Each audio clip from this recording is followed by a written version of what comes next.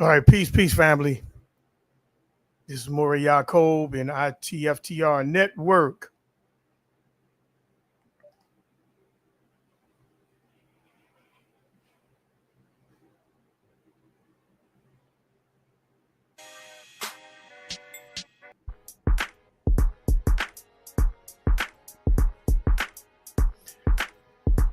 Peace, family. This is Maury Yacob and ITFTR Network. Let me go ahead and blow the show file.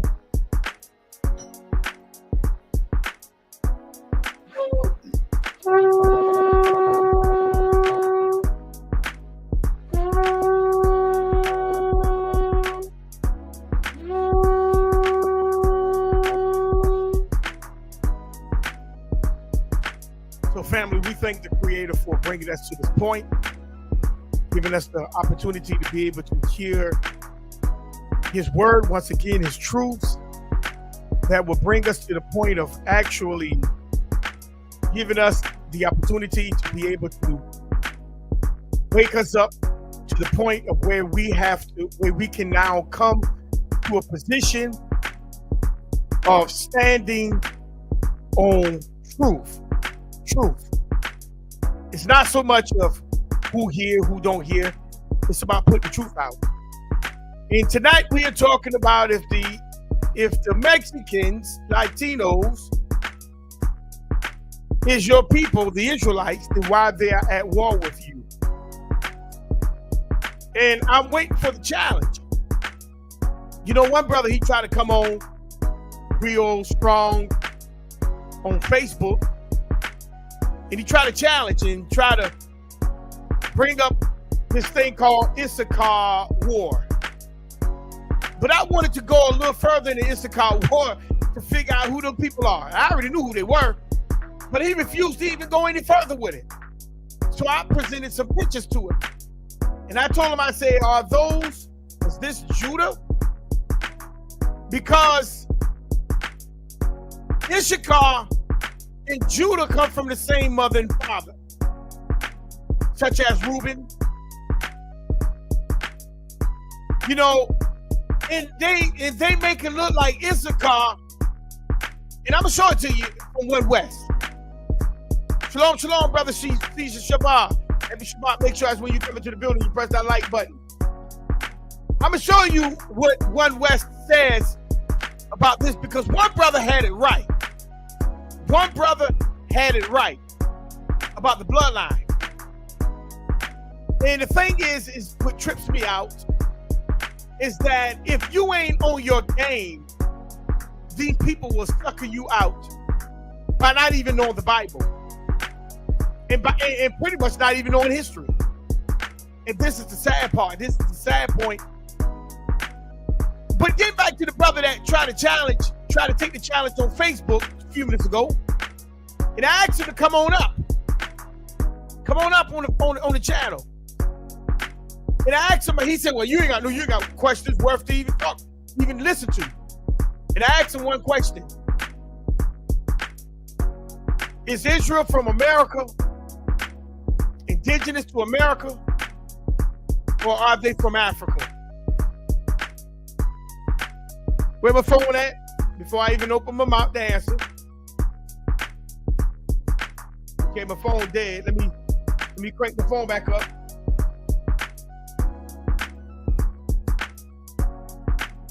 Because I want to make sure before I answer, he didn't come back. Okay, here we go. I go to my other phone.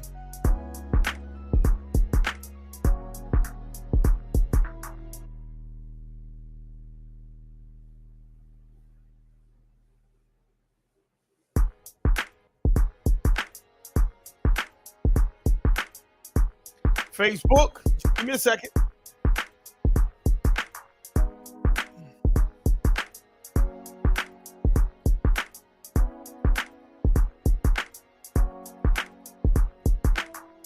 See, everybody,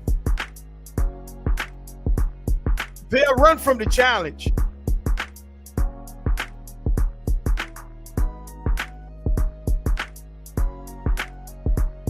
Now look what he said. He said, do look at the biblical text sent to you. Then look at the history. See, the thing is, my phone just died. I'm cranking up this other one. See, he's saying look at the biblical text and then look at the history. In other words, family,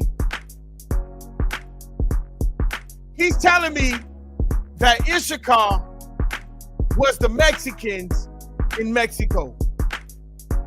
This is what he's saying. Because they had a battle called the Issachar, I think the Issachar Mahuma War. But I asked him to come on up on the channel and let's have a real conversation about this. But they run. They run, family. Listen. Israel is indigenous to the Americas. They didn't come on no boats. We're going to prove that tonight. Israel is indigenous to the Americas. And if the brother's listening, we put the link in the chat for you, family. Be happy to have that conversation with you. Let's see if you know about the battle that you put up in Facebook.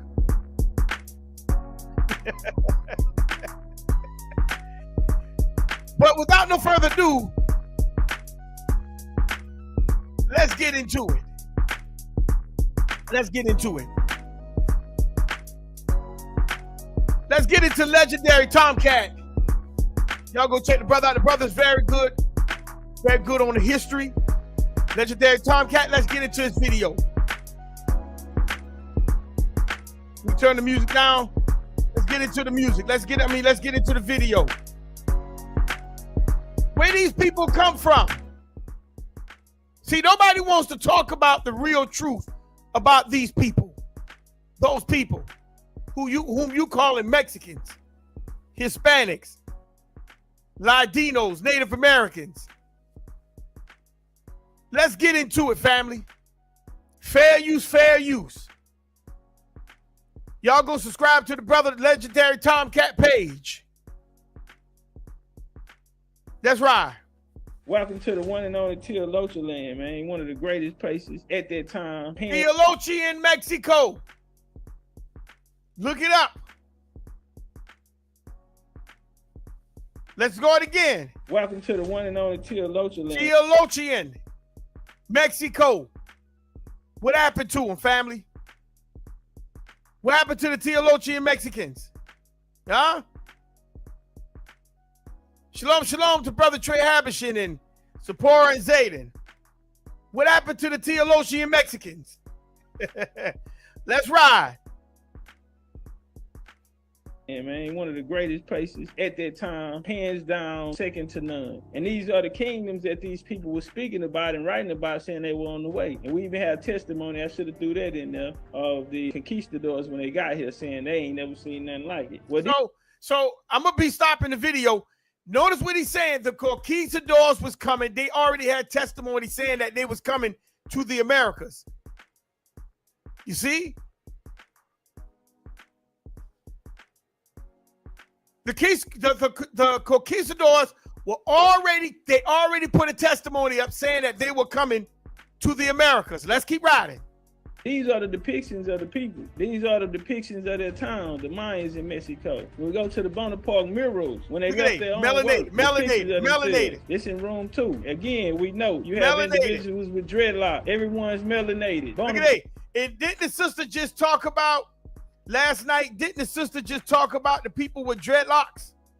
She just sat there and told y'all, look at the dreadlocks on the people. Sister Latoya had just sat there and went over dreadlocks, the locks. And look what's on the Mexican murals. These are the people, melanated. Where's the pale man? We're going to show you the pale man in a minute. Let's ride. work, the pictures of themselves. It's in room 2. Again, we know you have individuals with dreadlock. Everyone's melanated. Bonaparte, ancient mine site in Chiapas, Mexico, right here. They're depicting themselves. Ain't nowhere around. This is what you call primary. And it looks as though they're holding up a foreigner. Oh, look at the foreigner. What color is the foreigner compared to the man that's holding them? Huh? Up.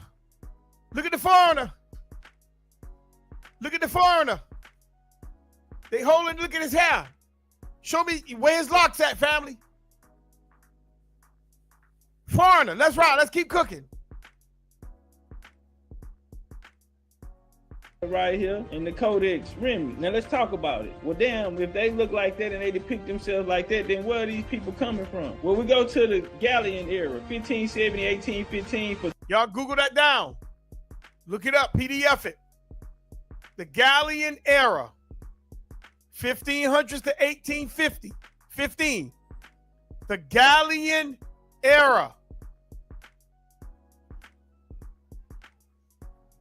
I'm pausing it to make sure that you can write it down. The Gallian era.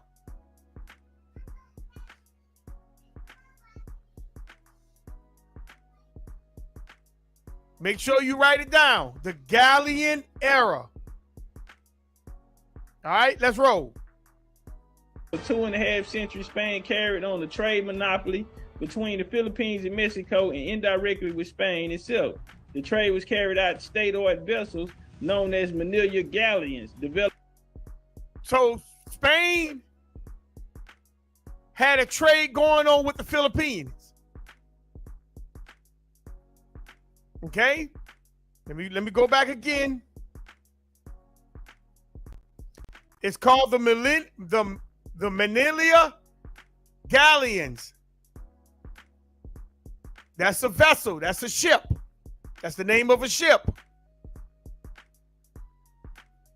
Let's keep cooking. Developed by naval architects around 1550.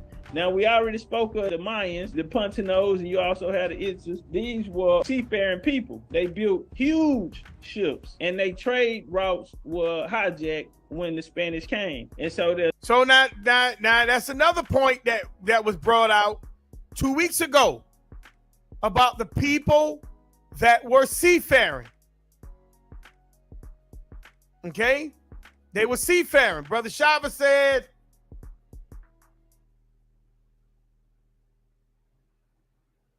was captured, destroyed by the Spanish in 1521, making the fall of the right. That's true. That's very true.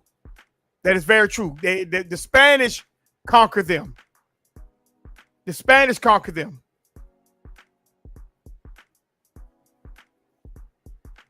But I want y'all to write down these people's names. These tribes' names. I want y'all to write these people's names down. Okay, around 1550. Now, we already spoke of the Mayans, the Puntanos, and you also... The Mayans, the Pontanos. Write down the Mayans. The Pontanos, the right name, P-A-N-T-A-N-O-E-S.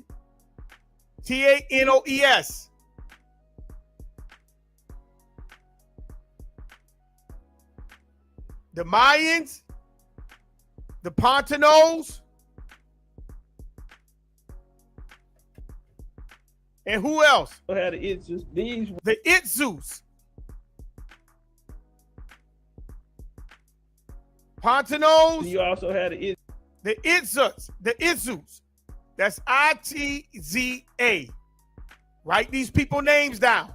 These are tribes that was in South America, Central America.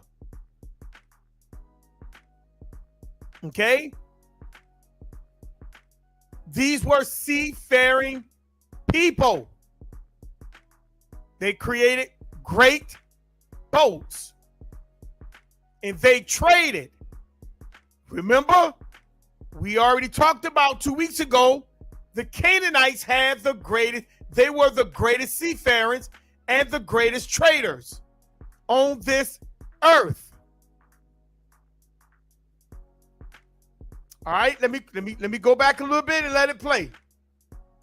Let's cook. You also had the Itzes. These were seafaring people. They built huge ships, and their trade routes were hijacked when the Spanish came. And so their trade routes to the Pacific directly. Now this task of 8,000 men, okay, were organized by the Spaniards to cut trees, convert them into timber, and haul them ship by the Filipinos were forced to work in the shipbuilding under a compulsory system called polo. Now for 2.5 centuries. So they worked under a system called polo. Shalom, shalom to Sister Joanne Smith. Happy Shabbat. Make sure when you come into the building, you press that like and subscribe button and the share button. They worked under a system called polo. Let's go back again. Let's hear it again. Compulsory system called polo. They worked under a compulsory system called polo. See, you wear polo shirts, shoes, socks, underwears, polo. But that was a system that the so-called Filipinos had to work under for slavery. It was called polo.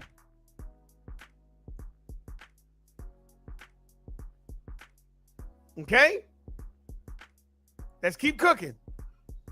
Now, for 2.5 centuries, more than 100 galleons were built by Filipinos. Now, this trade is going to go directly into the Philippines, and every year between 1570 and 1850, 2 galleons sail from Manila, Acapulco, carrying flourishing trade monopoly for Spain. All right. Now, you had the Luzon. The original inhabitants were called Negritos.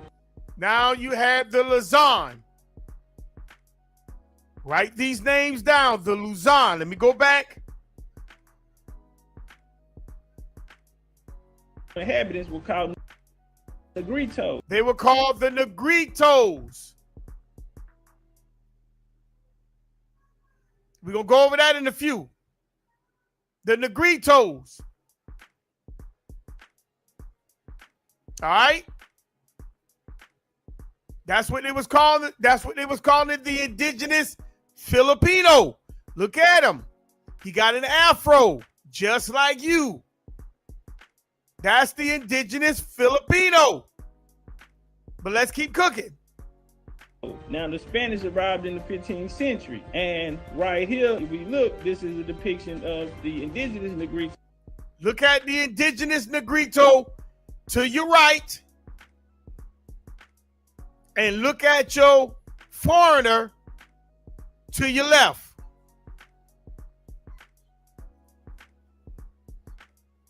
The right is the indigenous Filipinos. To your left, that's your mestizo Filipino. Look at the difference.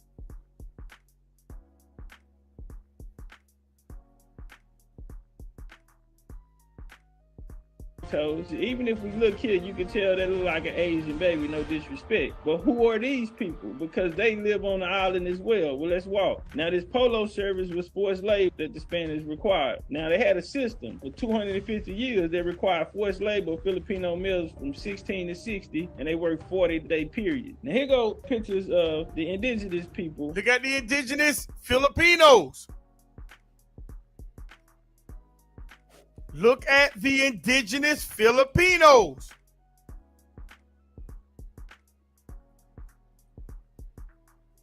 I'm going to let that sit for a minute.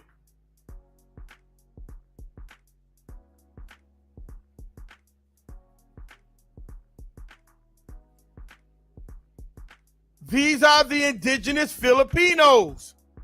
But let's keep cooking. Who were there, who also melanated. Like we always say, all black people didn't come from Africa. You have Aboriginal or indigenous people from everywhere whose story is being lost in this transatlantic slave trade story, because this is the same time frame that the transatlantic slave trade is supposed to be going on. We never hear about these things, and these people's stories never told because we have been fed a narrative. But let's walk. I don't want to. These are the indigenous people he just showed you. See, they tell you about the transatlantic slave trade, but why they don't talk about the Pacific, trans-Pacific slave trade? Why they leave that slave trade out that's dealing with the Filipinos? because they came to the Americas as well. Let's keep cooking. I just want to present the information. Now we look here. These are Filipinos. We go here.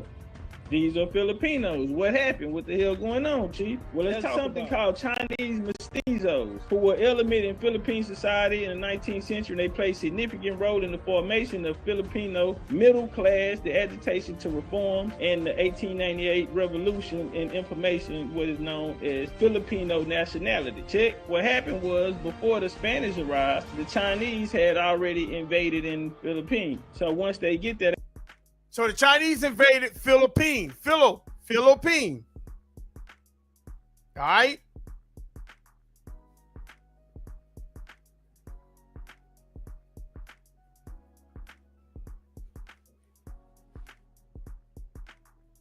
The Chinese invaded the Philippines. All right. So let's keep cooking. They already had a mixed class. So once the Spanish came, they began to mix as well. So hold on.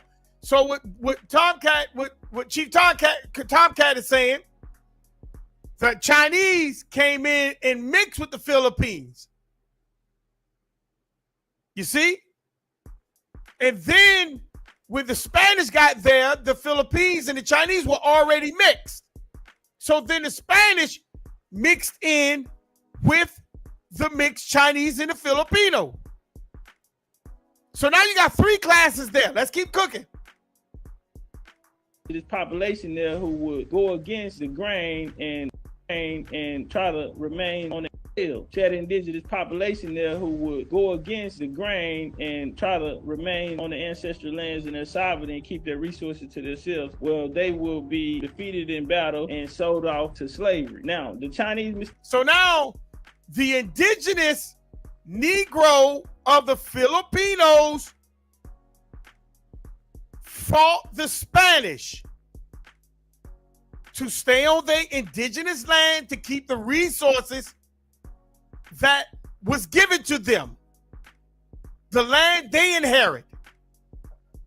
But they were defeated and sold into slavery. Let's keep riding. Now, notice what you got right here. These are your mestizos. This is a mix of the indigenous, Asian, which is the Chinese, and your Spanish. This is how you get this. In the formation of the Filipino nationality. So the record history of Philippines would be incomplete without the base understanding contemporary society unless it takes into account the Chinese mestizo contributions of the development of a nation. Check. Filipinos with Chinese blood in their vein occupied important positions in the highest levels of government. Okay? As the Chinese mestizo population increased, the question of their status arose. From the beginning of Spanish occupation to about 1740, the inhabitants of Philippines were classified in three classes: Spaniards, Indios, and Chinese. So hold on. There your three classes go. Spaniards, Indigos, which is indigenous, and Chinese.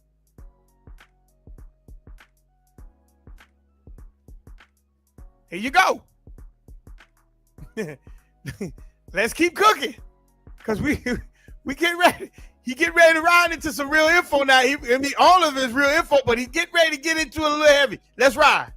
The legal status of Chinese mestizos were ultimately resolved in 1741 when the whole population was reclassified for purposes of tribute or tax payment in four classes. Spanish. So hold on. The class was the nations were reclassified for purposes of taxes and etc. So they had to rename them. The same thing what they do to you as a Negro today. Let's go back.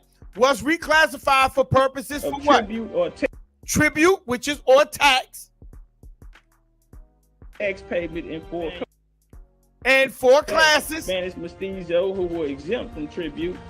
So Spanish mestizos were exempt from paying taxes. But how about the indigenous? Those Chinese mestizos and Chinese who were all tribute paying classes. Check. So right here, these are the people that were running for president of the Filipino island. These are your mestizos. And as you see, Manny Pacquiao there. And of course, they don't look like the indigenous people because They go, your indigenous people. Show me how they look alike. Where these people at? These are your indigenous in Filipino.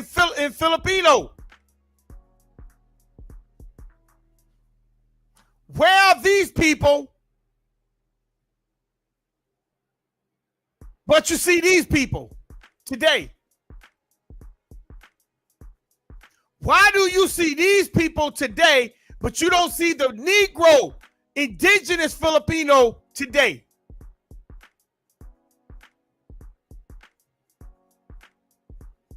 So what's going on here? Let's keep cooking. Filipino island, as you see Manny Pacquiao there. And of course, they don't look like the indigenous people because we just went through the class system that was created there. It had something what was called Sangleys. Sangleys was a term you look up Sangleys. Sangleys. S-A-N-G-L-E-Y-S. Sangleys.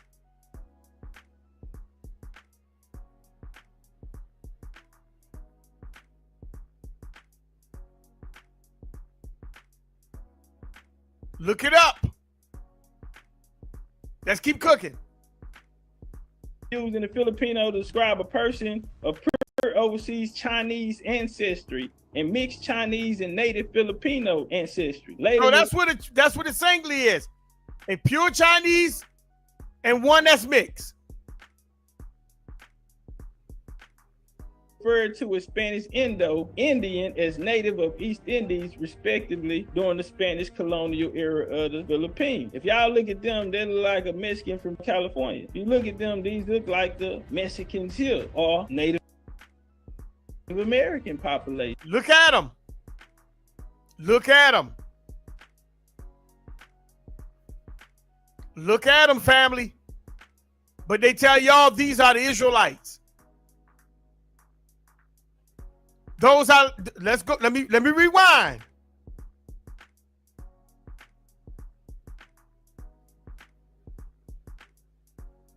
Effectively during the Spanish colonial era of the Philippines. If y'all look at them, they look like a Mexican from California. Hold on, let me go back.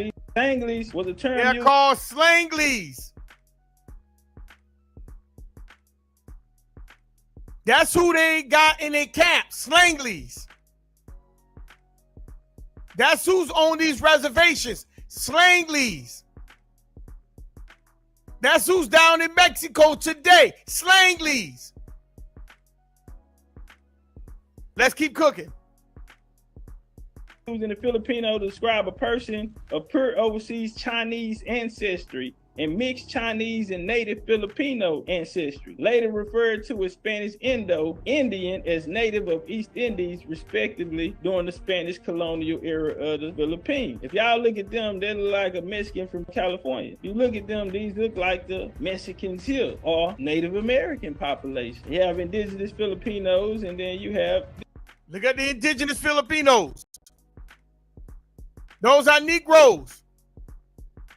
Melanated. These Filipinos. Look at you got. This is what you have today. Let's keep cooking. Well, through this Manila Galley, through this trade, Asian slaves were taken to Pueblo, Mexico, and where she became popular. Now, this is the story of this famous Chino, what they called them, coming over. Now, here is a picture of the founder of China Poblano in Pueblo, Mexico. The formation celebrates the legend of China Poblano, which is loosely based on the life of the story of who? Catarina de San Juan, who was a victim in this trade, leaving Filipinos being brought into Mexico. So the China Poblano style of dress worn by Mexican women, where China has little to do with China. It was originally. So now you realize why the Mexicans be doing this dance. You see? They're not Israelites. Let me rewind again.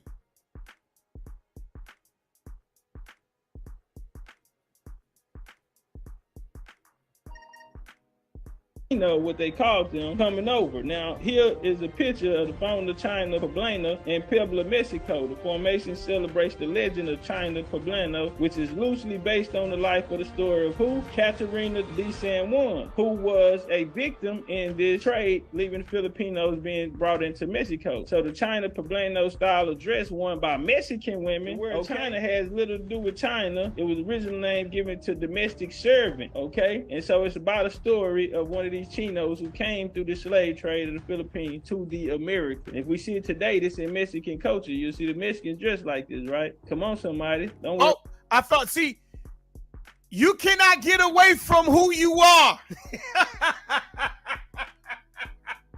You cannot get away from who you are.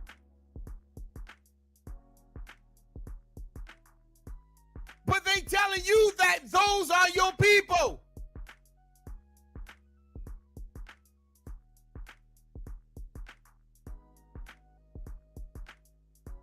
Okay, and so it's about a story of one of these chinos who came through the slave trade of the Philippines to the Americas. If we see it today, this in Mexican culture. You'll see the Mexicans dressed like this, right? Come on, somebody. Don't worry about it. We're going to walk it down. Asian slaves in colonial Mexico. Go get that book.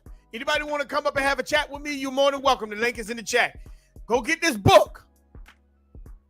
It's talking about Asian slaves in colonial Mexico. This is what this whole thing is about. Let's walk it down. Let's keep going. Where these people come from? Let's keep going. I'm going to say assistant professor at the history of Miami University. During the late 16th and 17th century, countless slaves, cultural diverse communities in the Indian subcontinent, Southeast Asia, journeyed to Mexico in ships of Manila Galleon. Upon arriving in Mexico, they were grouped together and categorized as chinos. In time, chinos in Mexico came to be treated under the law as who? As Indians. As what? They are treated under the law as Indians, family.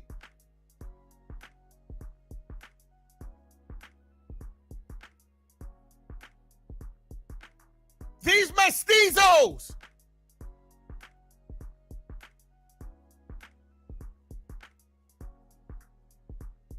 And you telling these folks telling you that they Israelites?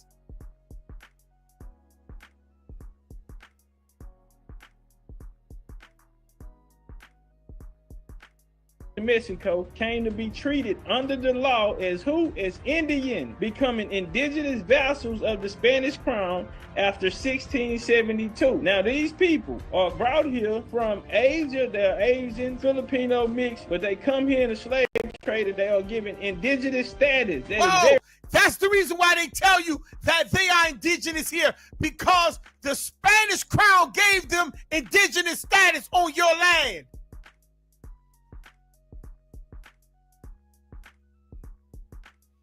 Let's walk this thing out. Look at their face. And look at the Mexican face. And tell me, are those not the same people?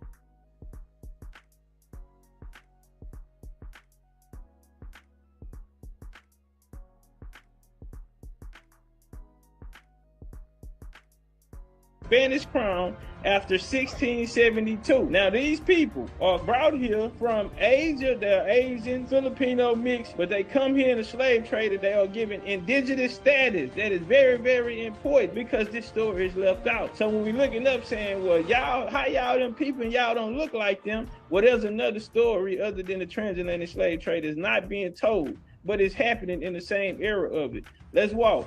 The implications of this legal change were enormous. As Indians rather than chinos, they could no longer be held as slaves. Tatiana Salas tracked Chino's complex journey from the slave market in Manila to the streets of Mexico City, and from bondage to liberty. So she challenged the commonly held assumptions of the uniformity of slave experience in the Americas. Now this galleon will come over to Morro Bay. Check Morro Bay. This is where the Indios will come. The Filipinos will come here in 1587. Make sure y'all look up Morro Bay.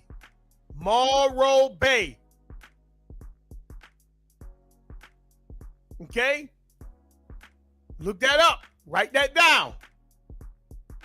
October the 18th, the year they shipped and entered Morro Bay. And this is how the Filipinos claim that they were actually here before the British and that they should deserve some form of sovereignty. Well, they classify them as Mexicans and Native Americans today. Another group of these people will also come here by ship for cheap labor and servitude. They would be called the Chinese coolies. Now, these coolies will come here, they'll be Chinese slaves, okay? During the Opium Wars and at the beginning of the 1830s, as many as 50,000 Chinese have been abducted from the Chinese port. From 1840 to 1900, as many as 250,000 Chinese were sold into slavery. Part of the Shanghai and became notorious for abduction of Chinese citizens. And a lot of them that was abducted were sold into slavery. They ended up in South America, Caribbean islands, and Cuba. And so that's what we're seeing this Johnny come latelys coming from. You also had the Hindu coolie trade, all right? And there'll be some Guyana and Trinidad. And you also had Chinese immigrants who came to California and Australia. All right, let's walk. So here are depictions back in the game, the Chinese wall around the United States, and today they're trying to put up a wall in Texas to keep out the. So she challenged the commonly held assumptions of the uniformity of slave experience in the Americas. Now this galleon will come over to Morro Bay. Check Morro Bay. This is where the Indios will come. The Filipinos will come here, and 1587 on October the 18th, the year they shipped and entered Morro Bay. And this is how the Filipinos claim that they were actually here before the British and that they should deserve some form of sovereignty. Well, they classify them as Mexicans and Native Americans today. Another group of these people will also come here by ship for cheap labor and servitude. They would be called the Chinese coolies. Now these coolies will come here, they'll be Chinese slaves, okay? During the Opium Wars and at the beginning of the 1830s, as many as 50,000 Chinese have been abducted from the Chinese port. From 1840 to 1900, as many as 250,000 Chinese were sold into slavery. Part of the Shanghai and became notorious for abduction of Chinese citizens. And a lot of them that was abducted were sold into slavery. They ended up in South America, Caribbean islands, and Cuba. And so that's what we're seeing this Johnny come latelys coming from. You also had the Hindu coolie trade, all right? And there'll be some Guyana and Trinidad. And you also had... Okay, he said you had the Asian coolie trade,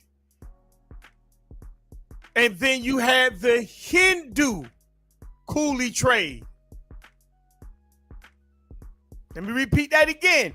You had the Asian coolie trade and the Hindu coolie trade. Write those down. Okay? Chinese immigrants who came to California and Australia. All right, let's walk. So here are depictions back in the game, the Chinese wall around the United States, and today they're trying to put up a wall in Texas to keep out the coolies right here after a hard day of work, and then right here we see them getting active again. See these populations coming over to the islands as well as here. Well, scholars look to the Bering Strait theory, which is another theory of another group of people who will be brought into this Native American identity. Let's walk. So scholars look to the Bering Strait theory as origins of Native Americans, but the Bering Strait is mirrored to the theory, which academia scientists are now doubling back, stating that new evidence actually debunks the land bridge claim that puts Europeans as the first inhabitants of North America. The truth is that the Siberians were enslaved by Russians brought from Alaska, Canada, California as laborers for the fur trade in the Russian company. So the Russians brought the Siberians. The Russians and the Siberians were enslaved by the Russians and brought to Alaska. Y'all need to write this stuff down, because see, this kills the narrative of these people being Israelites.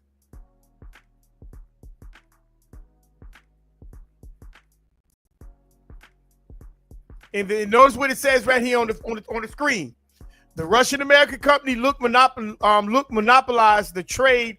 The Bering Strait would be named after the Russian explorer Vidius Bering. Let's keep riding. So the Bering Strait was named after a Russian explorer. Let's keep rolling. Company looked to monopolize the trade of the Bering Strait, which would be named after Russian explorer Vidius Bering. Other migrations of people later classified as Native Americans are Asians from the Philippines, with the Spanish colonized the island. They hijacked the ancient trade route, the Millennium Gathering. Asian mestizos were already living and trading in the area. They would be instrumental in the class system and overthrowing indigenous people. So they came in and overthrew the indigenous people with their trade. You see? So a lot of the indigenous people are being overthrown. Okay, let's keep cooking.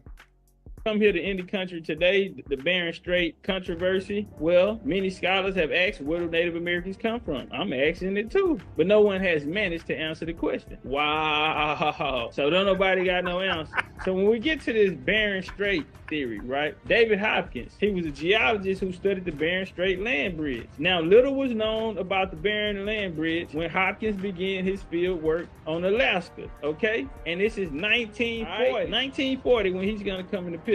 So in 1950s and 60s, Hopkins promoted the theory that the land bridge linked Asia and North America and allowed humans, animals, and plants continuation migration for over 12,000 years. So when you hear these numbers and shit, it's actually coming out of the 1950s and the 1960s. Very important, circle that. They're actually gonna put a joint together in 1991, okay? The Beringa Heritage Program was established in 1991. This program was designed to do what? Unite Russia and American scientists, okay? Because you had Russia and American scientists still trying to find a history of these people because nobody know it. But it's there you go.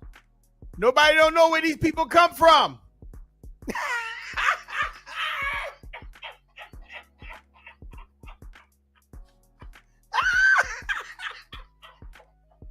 Let me go back. Let me rewind it again. We at the end of this video. Let's keep going. Let me rewind it again. I want y'all to hear this because this part is very important. Let's keep cooking. To put a joint together in 1991, okay? The Beringa Heritage Program was established in 1991. This program was designed to do what? Unite Russia and American scientists, okay? Because you had Russia and American scientists still trying to find a history of these people because nobody know it. But it's crazy. They have one of the largest egos in the world and they know absolutely nothing about themselves. Family.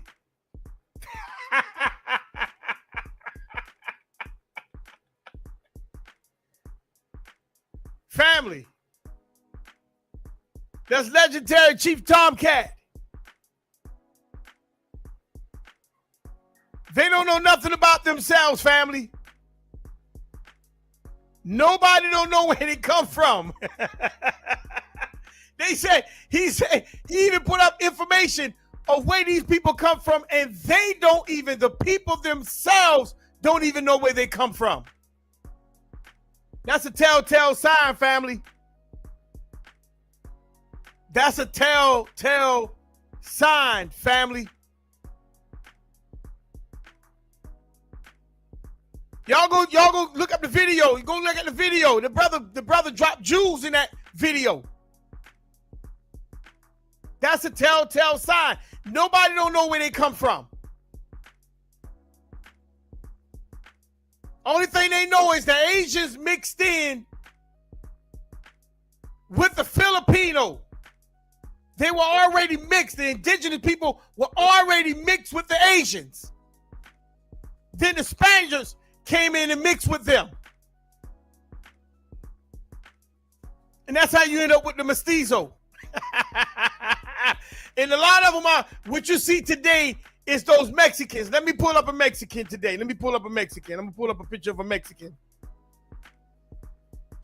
Shalom, shalom to Sister Latoya G. Make sure as when you come into the building, you press that like and subscribe button.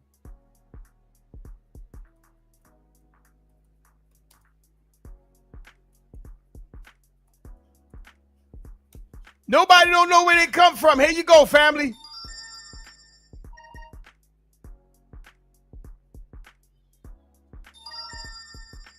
Nobody don't know where they come from. Hold on, let me pull it up.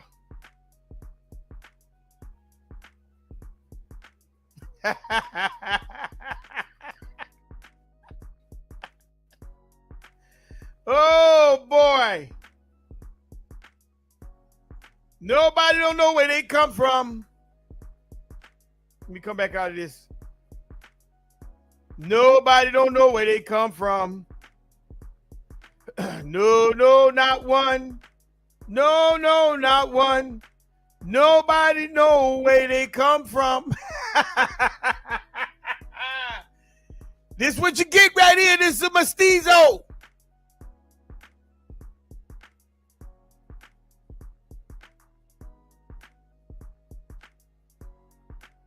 This is a mestizo. This is the other mestizo from Asia. You can see the features.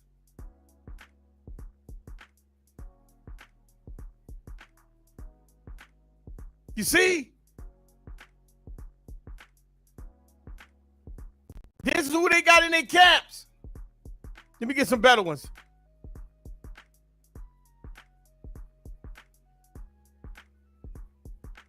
I'm going to show them to you in a minute. These are the mestizos they got in the camps. They don't know where these people come from. They tell you they come from over the Bering Strait. Nah, family. Nah, family. This is who they got in their camps today. But they call the white man Esau.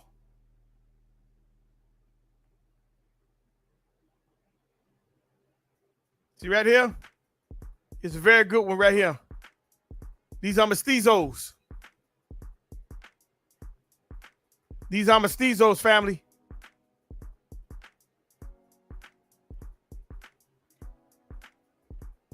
This is what I say. See? These are mestizos. These are the mixed ones that came here. They brought them here.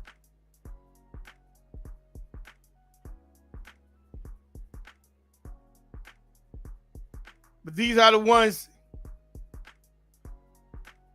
they tell you that is Israel. Oh, we're going to get into some Jews tonight.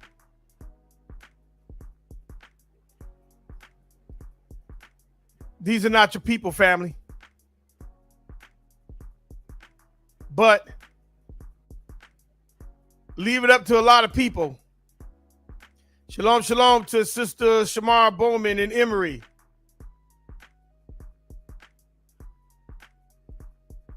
I don't know. The question, what was the question? Why these people hate you? And why they're at war with you? That was the question. They're at war with you.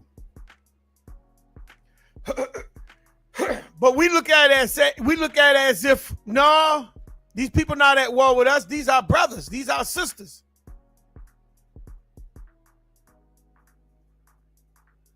See? That's why when you get to this point here,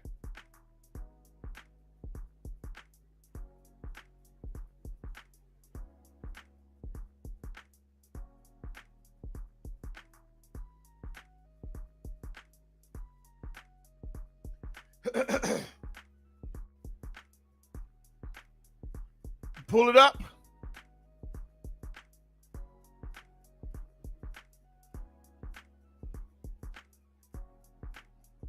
That's why when we get to this point here. And what does it say? The Mexican identity is often characterized as part of a broader Hispanic and Latino ethnic group. And we're going to get into that word Latino in a second. Which is not considered a race. They're not even considered a race of people. See, they're not even considered a race, the Mexicans. They say, oh, no, we Latino, yeah, but we Latino. But see, notice what Chief Tomcat in his video, he told you that these people came from over there. And I'm going to prove that.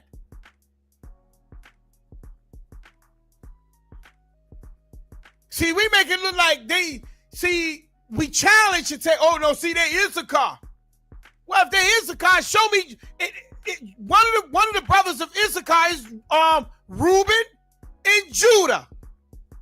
How Judah, a nigga, and Issachar now become a half-breed? When did that happen?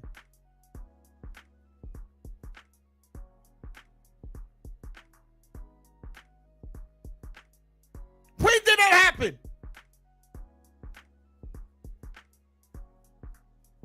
Issachar become a half-breed. Look like a Asian.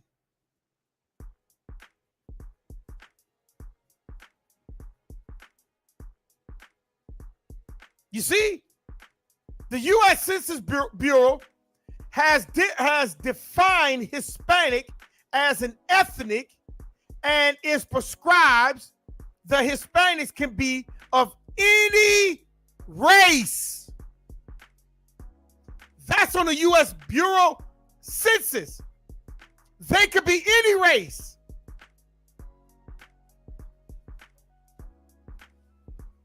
Which corroborates with Chief Tomcat's video. They are a mixed people.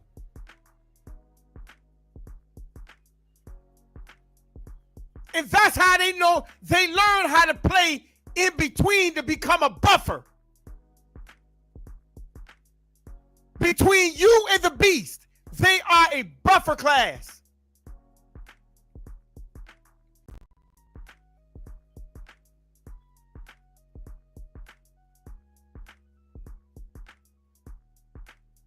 See, this definition is based on the cultural and linguistic heritage of individuals rather than physical characteristics. They just body bag themselves. They're not going by physical characteristics, because you know why? Because it's all mixed into one bag. You get different features because they are mixed people.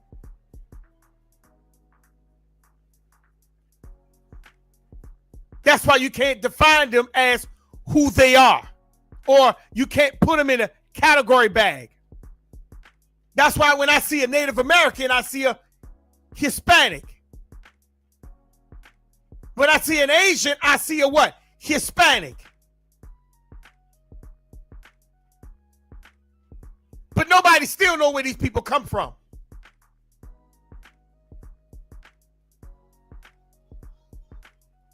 See, they go by,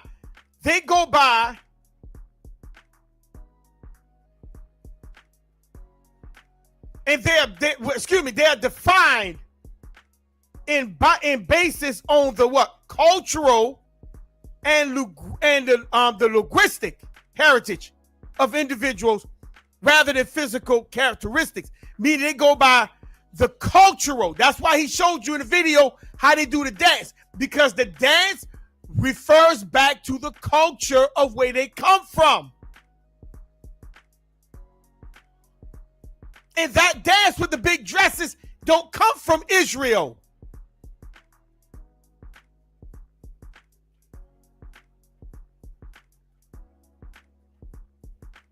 But some of you would still say, oh no, see, Miriam did that. She did the dance with the big dress.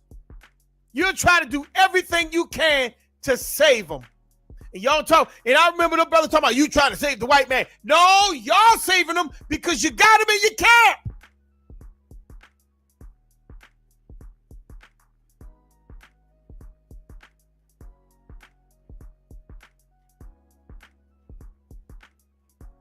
They're not even considered, the Mexicans are not even considered people. They have to be categorized under Latino, which represents the linguistic of a culture, not the characteristics of they defining of looking at their features. Like when you can look at when your mother look at you, your grandmother look at you, they can tell that you come from them. But they say, no, we're not defining ourselves by that. No. We going by culture. So they can learn your culture and now become you. You see how that works? They can shave their head off, darken their skin, and now become you. See how that works?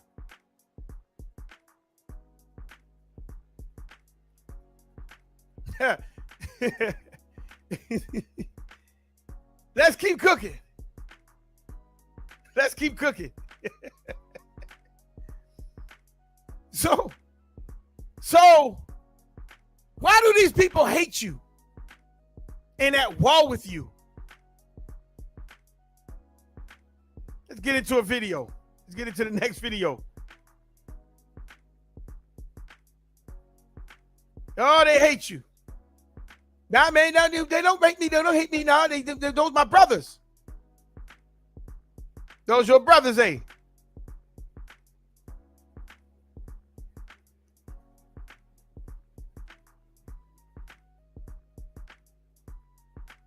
Fair use, fair use. This ain't my material. I don't claim no rights to this material. This is just for this is for educational and teaching purposes only. It's IUIC. Let's get it.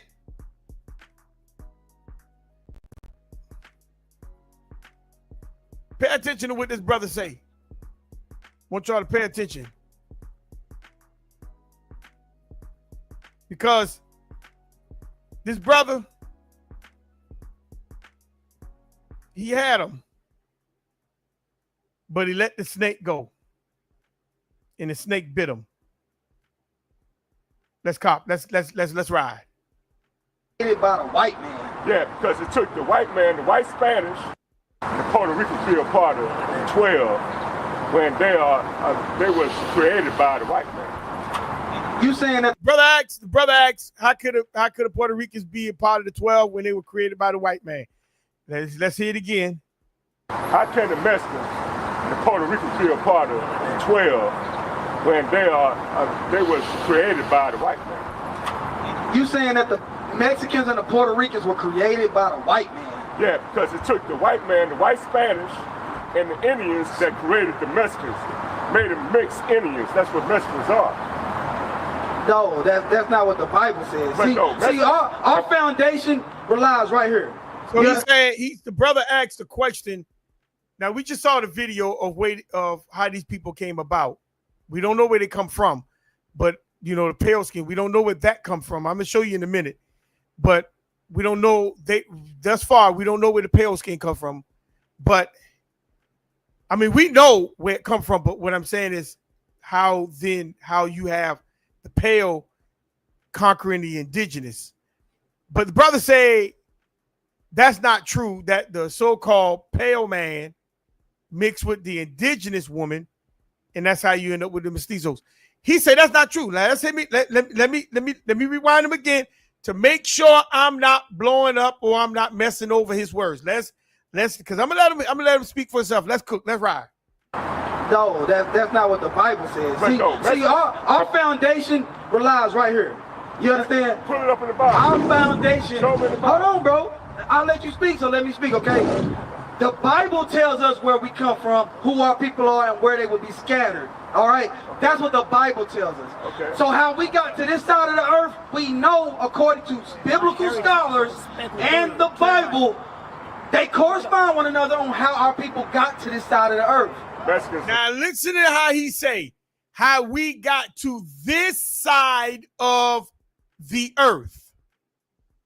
How Israel got to this side of the earth. So their whole argument is Israel is over there.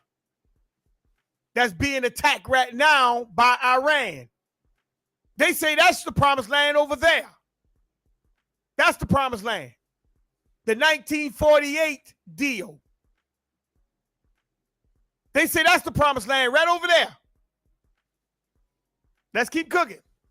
It's not a original race, bro. Now the brother just sat there and say they're not an original race. Now I just read to you that the Mexicans are not an original race according to the U.S. They're not an original people.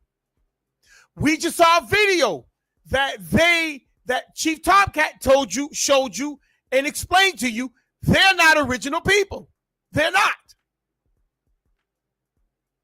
Let me rewind. Let this brother right here cook. We're not gonna watch this whole video, but let's keep cooking. People got to this side of the earth. Mexicans is not an original race, bro. The term Mexican, what's it mean? Huh? What's Mexican mean? Miss Indians. That's not what it means, bro. So this is what we're gonna do. Now he say Mexican don't mean mixed people.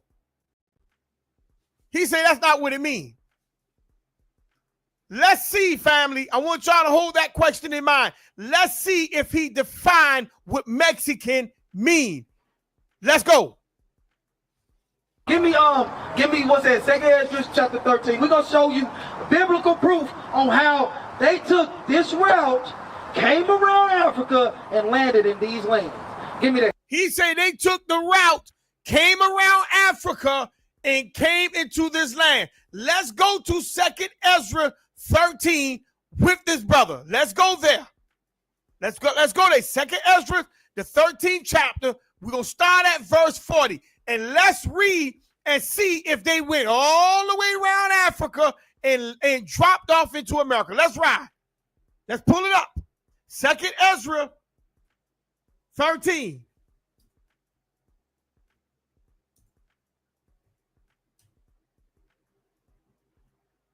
Because sometimes, family, you got to listen to ignorance to be able to find the truth. And what I mean by that, when you hear ignorance, you know not to go there. Truth ain't there. That's why I know. That's why I say you have to listen to ignorance to know how to find truth. Because when you hear ignorance, you already know the truth ain't over there. So let's go there. 2 Ezra 13, and we're going to start at verse 40.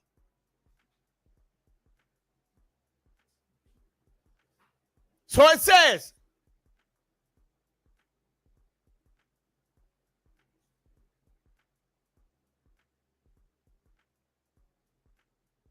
shalom, shalom, brother Joel.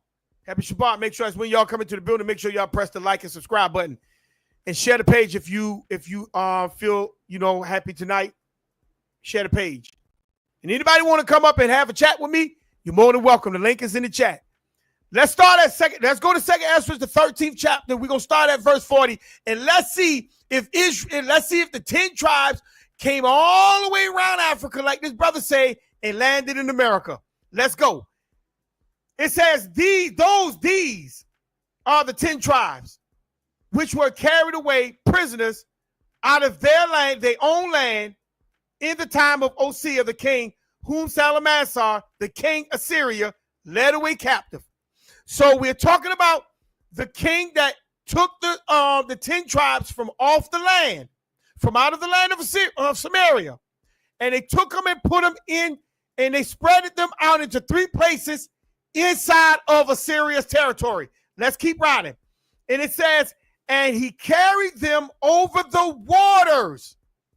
You can see, if you read in Chronicles and in Kings, you'll see where they was carried away over certain parts of the waters. Okay? Now, then it says, then over the waters and so came there into another land.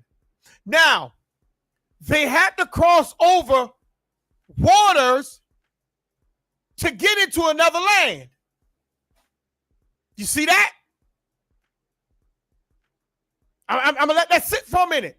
They had to cross over waters to get into another land. So, family, if that over there is Syria,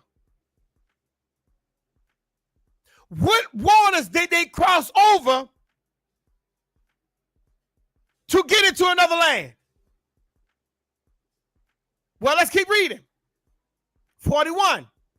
But they took this counsel among themselves that they would leave the multitude of the heathens and go forth into a further country where never mankind dwelt. Now, pay attention to this. They took counsel among themselves. What that mean? They got in a huddle. They met in somebody's house and say, oh, we got a plan to escape. No. What was happening was, family, everybody knew Nineveh was about to fall. That's what that meant. Nineveh was about to fall. Babylon was getting ready to attack, if haven't yet already attacked, Assyria, Nineveh. That's why if you go into the Apocrypha in the book of Tobit, Tobit told his son Tobias to leave. Tobias left and went to Medes with his family. After a couple of years, Tobias heard Nineveh fell. Tobit was buried in Nineveh. Tobias heard that Nineveh fell when he was in Persia or Medes. Okay? Now, so when they took the council, that's what that meant. They already knew that Nineveh was going to fall. So they was going to go to a country where no man dwelt. That's what they say. They went to a country where no man dwelt. So, according to their doctrine, nobody was ever there. Nobody was in America. Nobody. This was a big old beautiful continent, hemisphere, and nobody was here. You know that song? Was they in, like Keith White's song, was there anybody in America? Nobody. Who? Nobody. It was just animals and plants, beautiful water. Nobody was over here. Nobody. Not until the 10 tribes came, according to their doctrine. But let's see if the 10 tribes left the area according to their doctrine, that they went all the way around Africa and landed in America. Let's see. Like I say, reading is what? Reading is a small thing. And if you don't know how to read, you don't need to hold a Bible. You don't even need to be up in the front line teaching. You need to sit down and be taught. If you can't read with comprehension. So let's keep riding. Let's keep cooking. So they took counsel among themselves to leave the land of the heathens, to go into a farther country where no man dwelt. So now, verse 42, that they might there keep the statues which they never kept in their own land. So what was their land? Samaria. So now the 10 tribes have to go way on the other side of the earth where nobody was ever at to keep their laws and statutes. Now I want you to see how stupid that sounds. They're not going to go back home to keep the laws. They're going to go somewhere way off just to be able to keep the laws that they never kept in their land before. So now a new land is what going to cause them to keep the law. You see how stupid that sounds? That's like if I was a robber or I was a thief, I got to go way into China not to steal again. Huh? I got to go on the top of a mountain not to be able to steal again.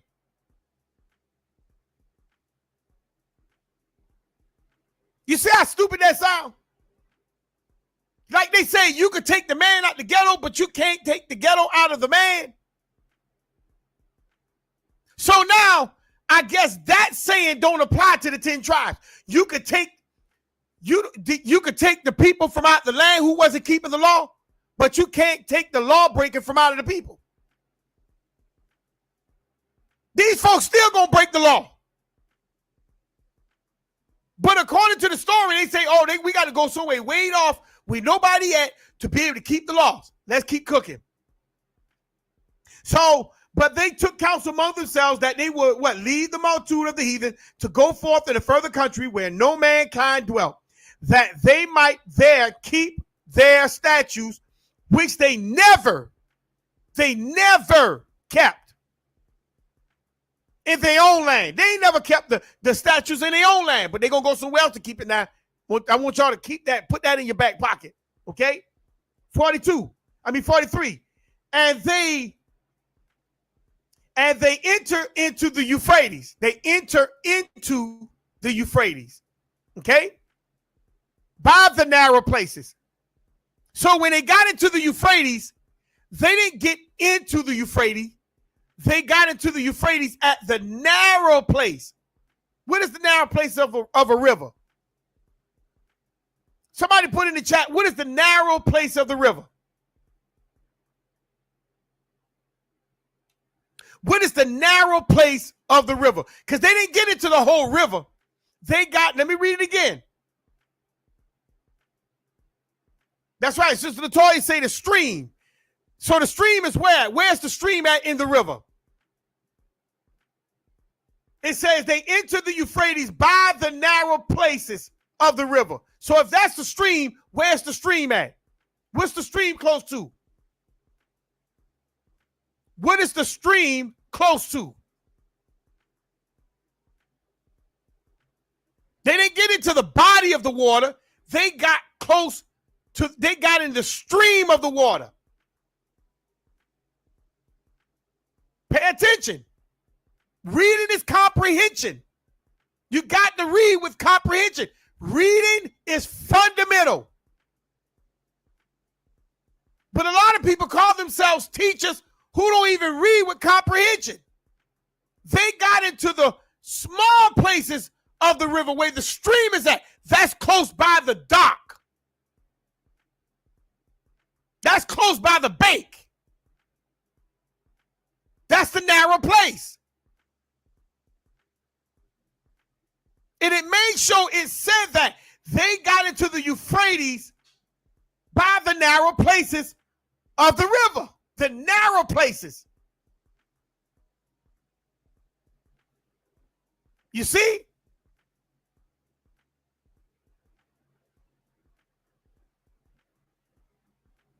They didn't get all into the water. They was right off the dock.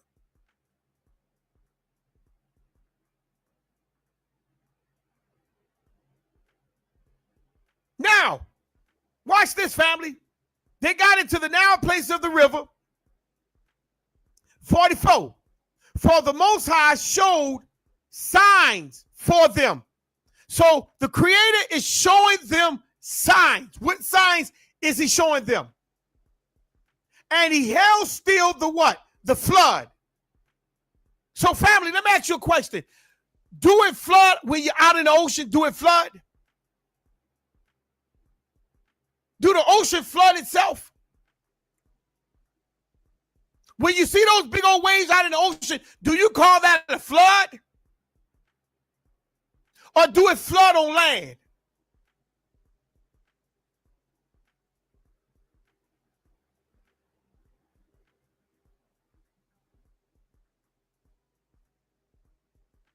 Sister Latoya saying, no, it don't.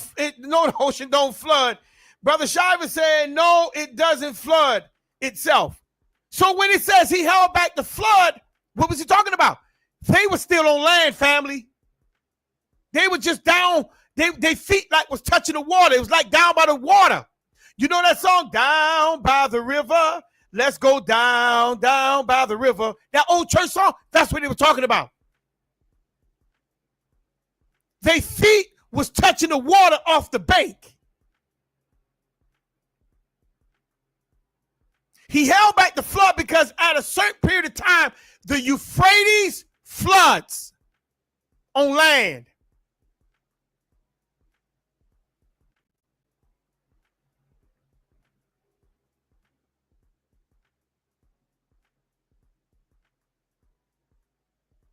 Right, the shallow path. Very good, Brother Shiva, the shallow path.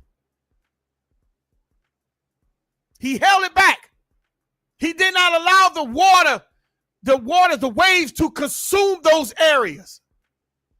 As they was going through, he held still back the flood. He allowed the water to stay out, further out into the ocean, instead of just coming on the land to flood like usual. Till they were what? Passed over. Until every last one of them that escaped crossed over the Euphrates on the narrow path, the streams of the bank.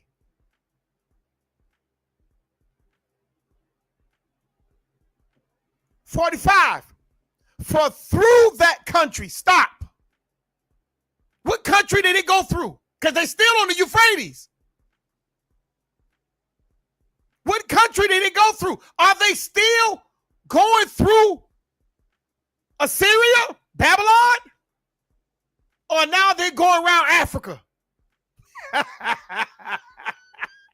Which one? For through that country. Reading is fundamental. For through that country.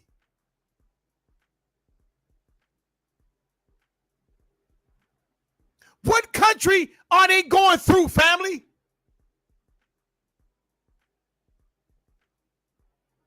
Let's hit his brother one more time.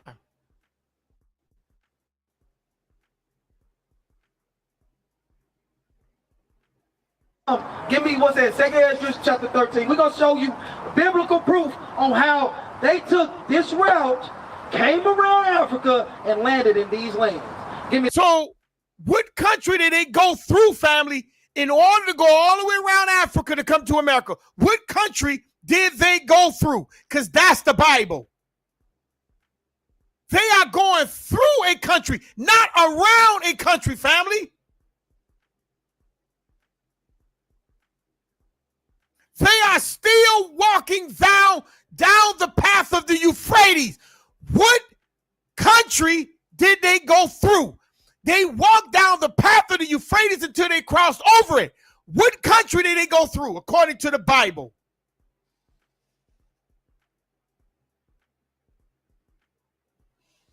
When you listen in English, you know where not to go. That's why you have to learn how to read, because they would tell you anything and cause you to err. So let's keep cooking. It says, for through that country, through.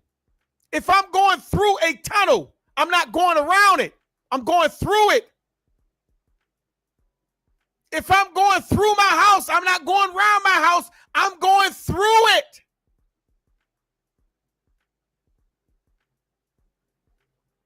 For through that country, there was a great way to go. Why was it so great for them to get to where they're going at?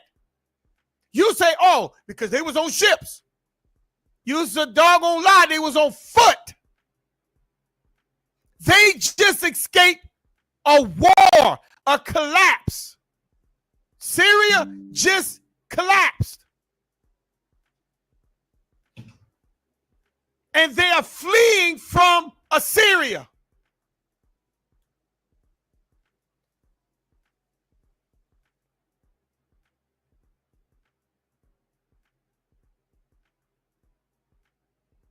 They went through a country.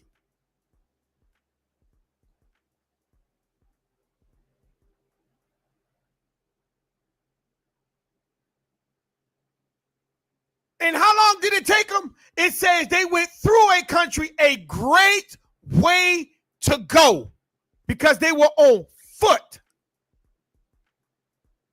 Namely, a year and a half.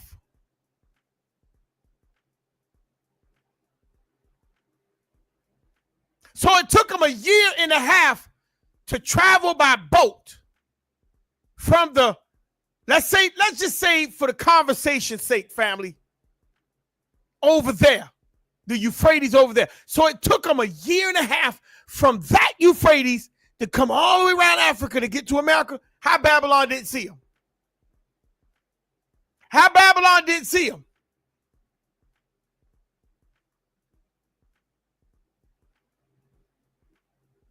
How no other military did not see them running, fleeing? Where did they get the boats from?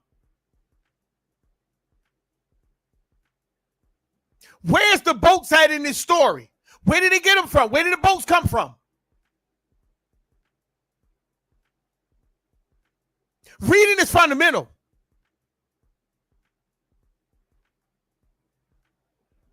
Because when you get in certain parts of the water, it's called a gyra.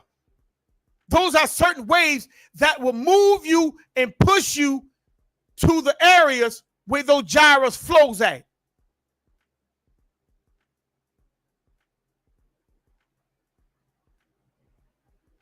So where did they get the boats from, family? Acts 1 West, when they bring that story up, ask them, where did they get the boats from?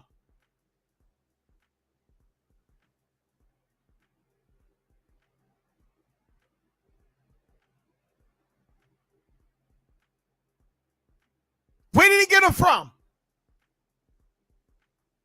Who made them?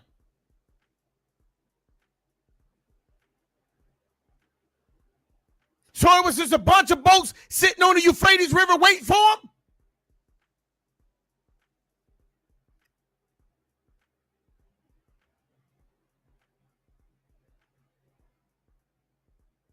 See, this is how you catch people in lies. This is how you catch people when they add to the story. It says they went to another country, namely a year and a half, and that same region that they was going through was called Ashereth, meaning the 10 tribes never left the area. They never left the area.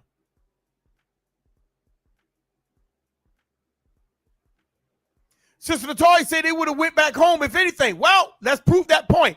Let's go to Jeremiah, the 2nd chapter. Let's go to Jeremiah, the 2nd chapter. Let's go to verse 6.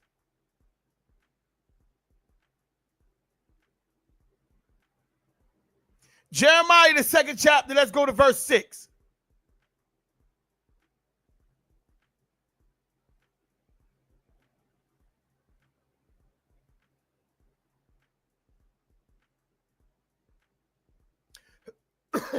Jeremiah, the 2nd chapter, verse 6.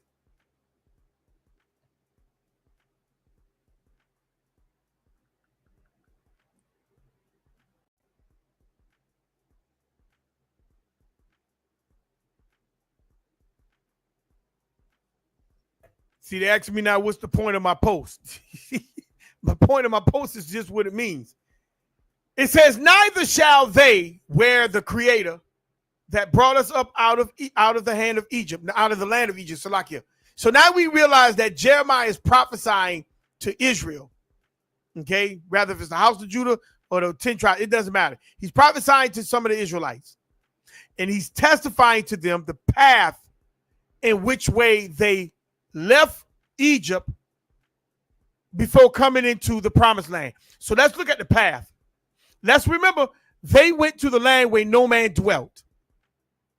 So Jeremiah say, neither say they, said they, where is the Creator that brought us up out of the land of Egypt, that led us through the wilderness, through a land of what? Desert and of pits, through a land of drought and the shadow of what? Death, through a land that no man passes through and where no man dwelt. So now you got a problem here. The Israelites, the 10 tribes, the Israelites leaving Egypt, they came over here and went back over there, or they were always here in America. It's one or the other. If you're saying that's the promised land over there, that means they had to leave Egypt and come all the way over here and go back over there.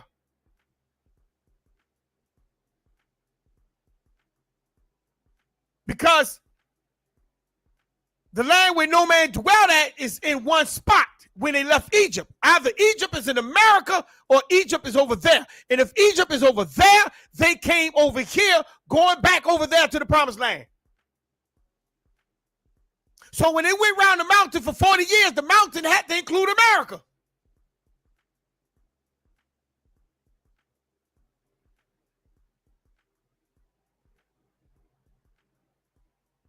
So either their doctrine is a lie or this Bible is a lie.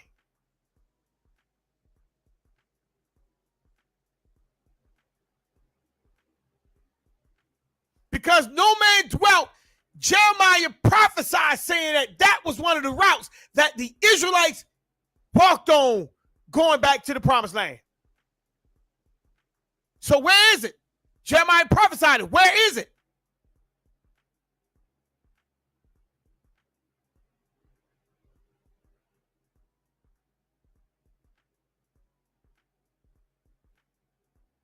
Let me let this brother cook. I just wanted to bring that out before he bring his point out. So let's see what he's saying gonna add up. Let's ride.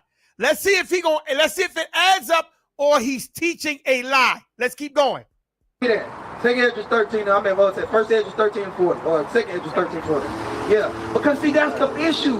We have our own. See, let me ask you something. Bro. 12 is all black people, man. The 12 is all black people. Yeah. Okay. So what? Okay. So what? That give me that. Now they done switch the subject because the brothers say the 12 tribes are all black folks, melanated people. So now let's keep riding. Let's keep cooking. Numbers chapter 1 and verse 18. Let's start there. So let me ask you this. So now he's going to Numbers 118. He's going to Numbers 118, family. He's going to Numbers 118. Let's pull that. Let's see what he's gonna get with that. Let's cook on that. Let's go to Numbers 118.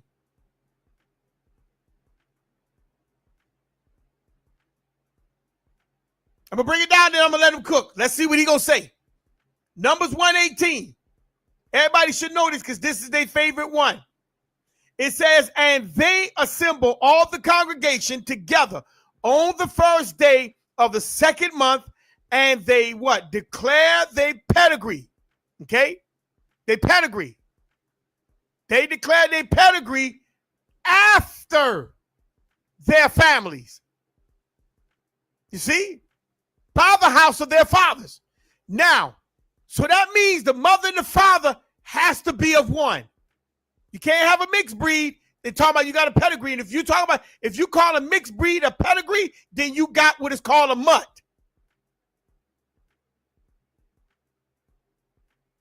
Look up a mutt and tell me what kind of pedigree a mutt has.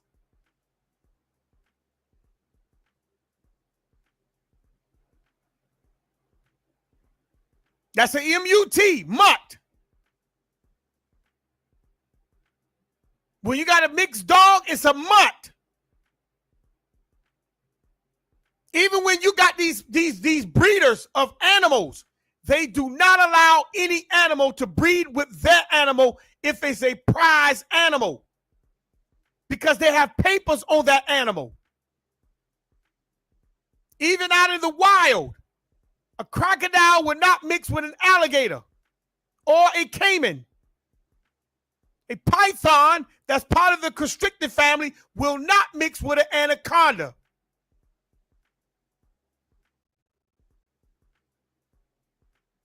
But for somehow,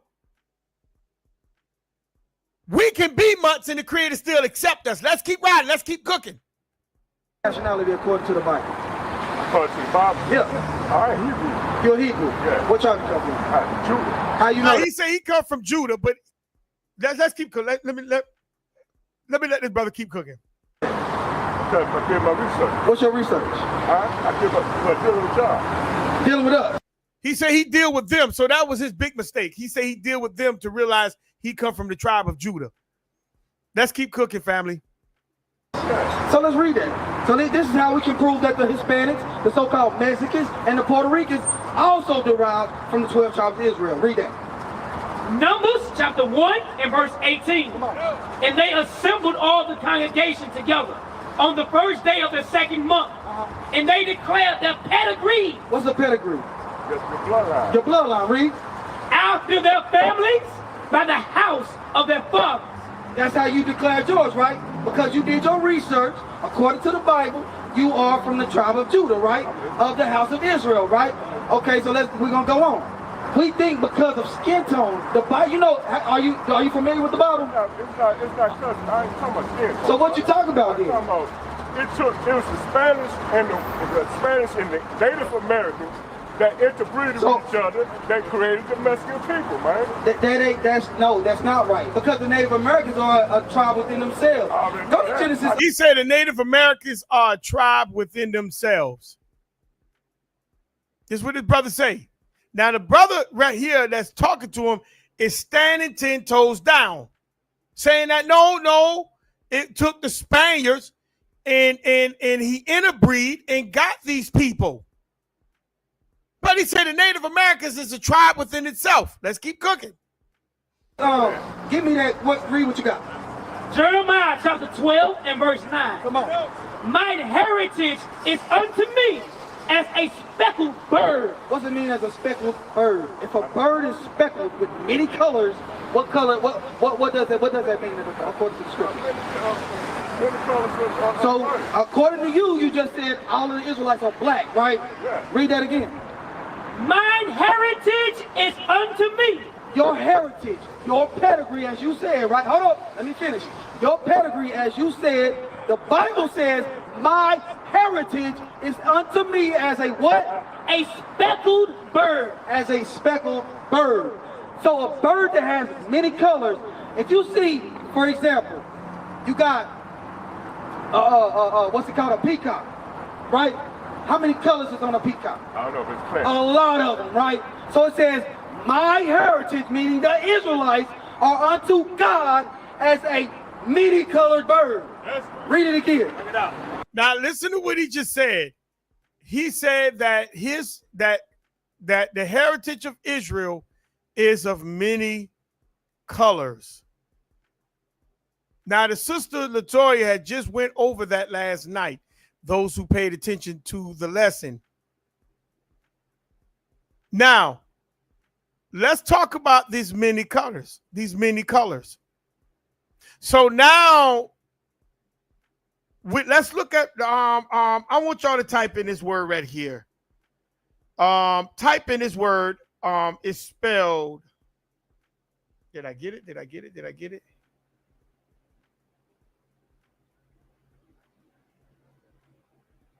Yeah, look up, hold on. I think I did. Hold on.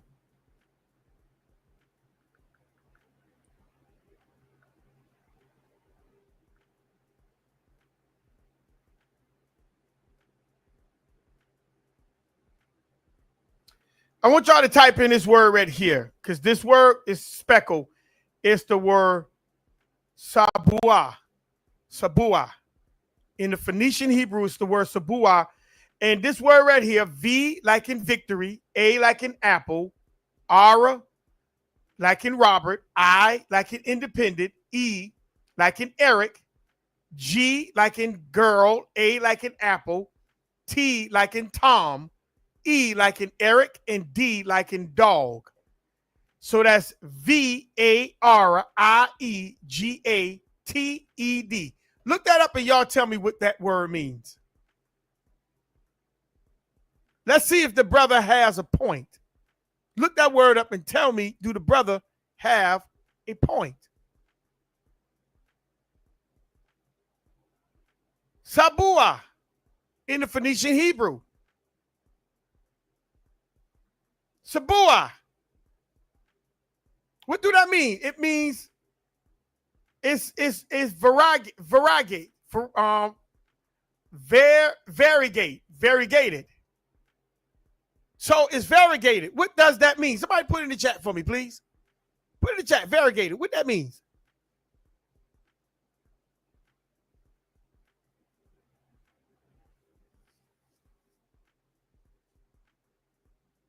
I'm going to come back to him. I'm going to stop sharing. Somebody put variegate. What do variegate means?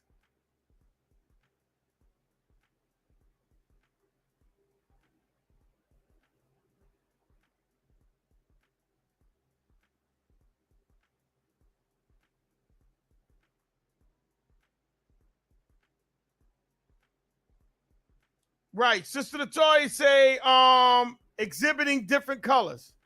Okay. So now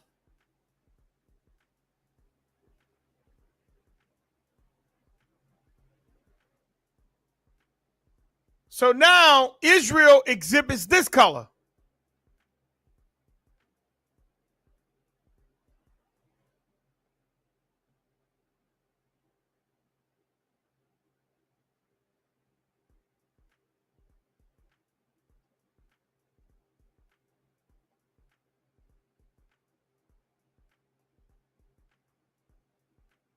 So is Israel exhibiting this color?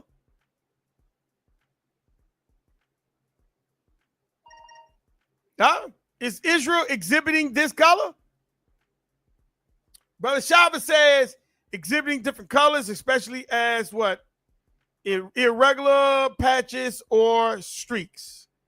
Okay. And Sister Latoya said especially stripes, especially as irregular patches. Correct. So is this Israel here? These two brothers here? So is Israel exhibiting this color according to the book? Is this what we saying now? See the two people right there? Now look at the brother right there that's supposed to be reading. That's mixed. That's mestizo. This brother right here, mestizo. So you telling me Israel now personifies this color?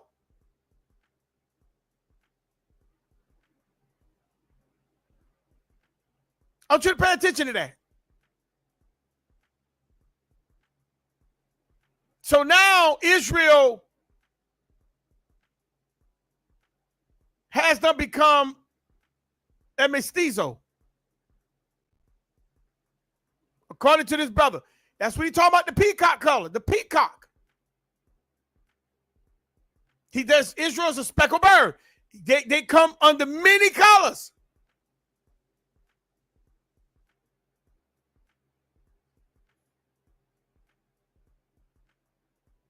So now Israel color is just all over the board now, just any color.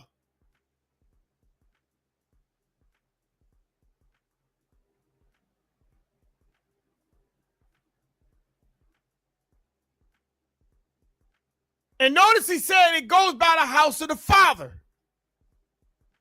So they say it's the seed line of the father. So now Israel exhibit this complexion here.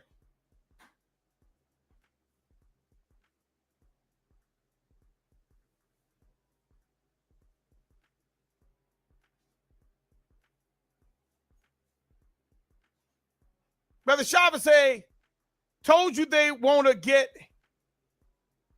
as class as chase to pale, as close to pale skin as they can. Pretty soon, the pale people will be one of the 12 tribes. Yes, that's coming. Coming to a poster near you. But this is what he's saying. They are speckled birds. Israel comes in many flavors like the ice cream.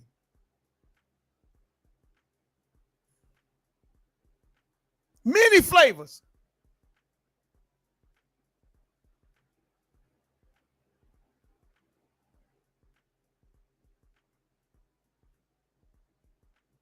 Let me stop sharing it because I'm gonna come back to this video. They go to many flavors. Israel is just a many flavor people. They are a many flavor people. Just a many flavor. You go to Israel and you go to the ice cream bar and it's the same thing. They got many colors of ice cream. You go to Israel, it's just many types of color of people. The one drop rule. Just one little speck of black blood, you Negro.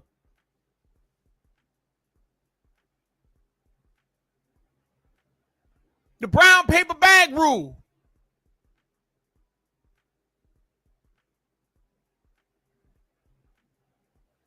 When you're white, you're all right. When you're brown, you stick around. And when you're black, you stay back. The paper test rule, the paper bag rule.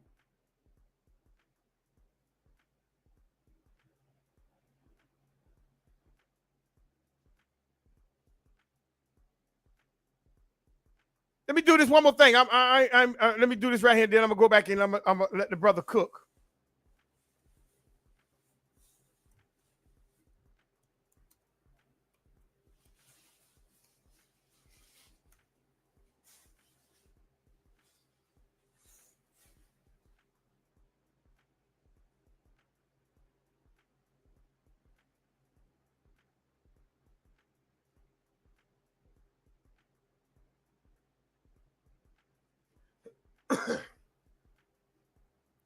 So if Israel came in the many colors, why they hid this crayon? Why they took this crayon out of the box?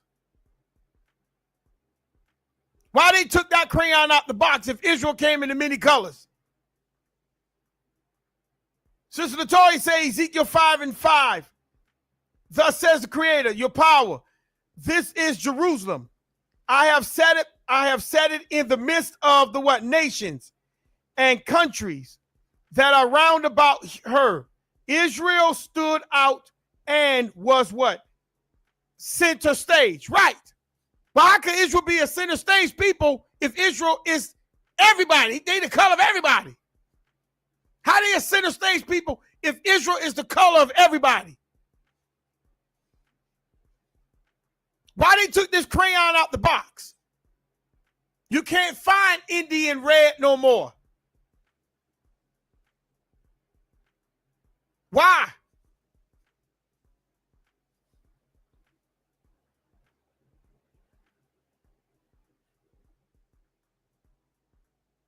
But let me let the brother finish cooking. Because he about to burn up my pots. That's what them old people say. He about to burn up my pots. He need to get out my kitchen. No, it's the wrong one. He about to burn up my pots.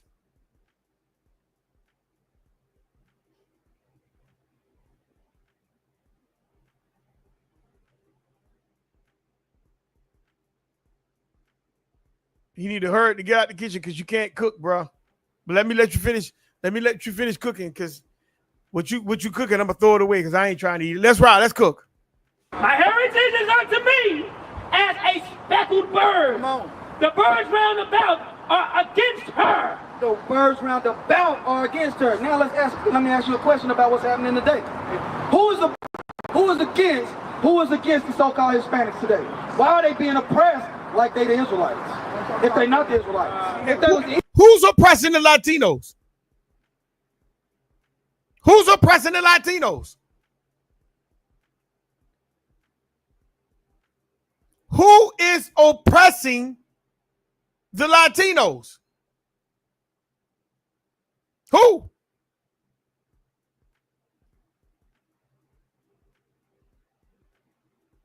Show me the Latinos had to work in the cotton field.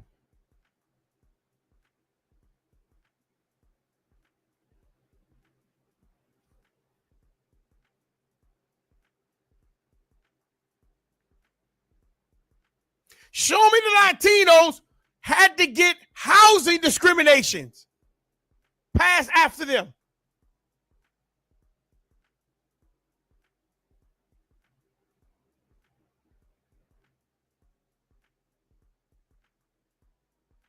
But let me finish. Let me let this brother finish cooking because I'm gonna bring up somebody else to show you these people. Let's keep cooking. No.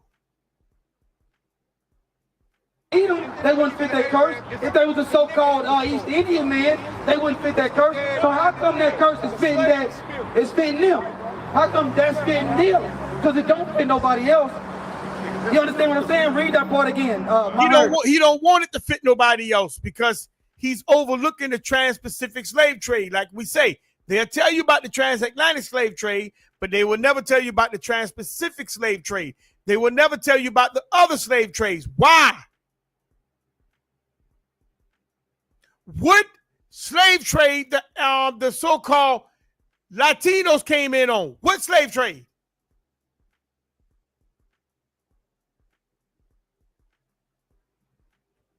My heritage is unto me as a speckled bird. So the speckled bird is going to like the many coats that Joseph had. The many colors that Joseph had. Why? So think about this. If you're a father. Now he said the speckled bird goes back to the color of Joseph's jacket. So now he's trying to say that Israel had Latinos and Mexicans in it.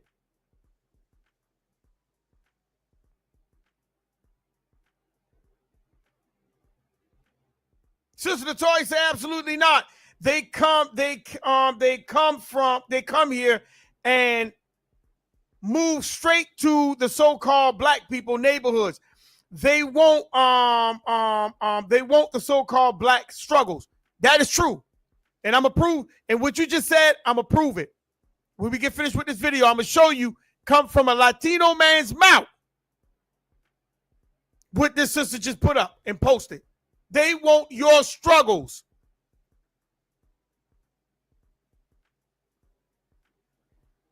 This man say Joseph, that the 10 tribes is like Joseph coat. That includes the Latinos and the Puerto Ricans and the Mexicans, the mixed people.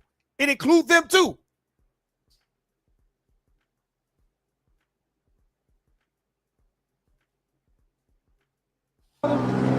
You a father? Yeah, okay, so you got, let me ask, I'm not trying to be disrespectful when I ask this. You got many baby mamas? Okay, you have just one. So a lot of our brothers and sisters do have multiple baby daddies and baby mamas, right? So with those features of different lineages coming from the mother, even though they got the same father, there's gonna be slight differences here and there. So one might have straight fine hair, the other one might have kinky, nappy hair, like fine texture wool hair. But they're gonna have slight differences. Yes, we acknowledge, right? Look at my brother right here. Ask him what tribe he is. Go ahead, ask him. What tribe? Tribe of Judah. But he don't look like it, right? Because the heritage of the Lord is unto us, unto him as a speckled. So he's saying, family, I want you to pay attention to this. Your hair is your DNA as well. You can't get past your hair. Your hair is part of your DNA. Okay? Not your skin tone, because you got to go below the skin to get to the DNA in your body. Your skin holds some kind of DNA, but it's really your hair texture and your blood and your fluids. That's pretty much where your DNA is at.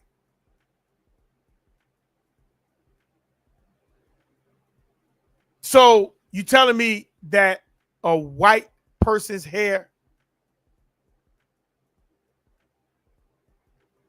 is the same DNA as me?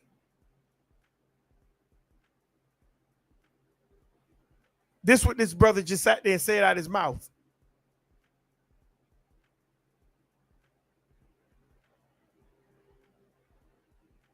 So a person who have straight hair like a horse has the same DNA as me, who's a Negro.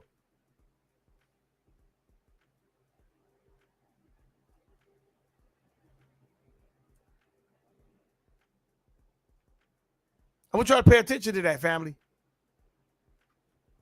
Birds. That's the thing. It's not saying that because, he's not dark skinned, he can't make the tribes. And I know you're not saying that directly. What I'm saying is this, right? No, my question was,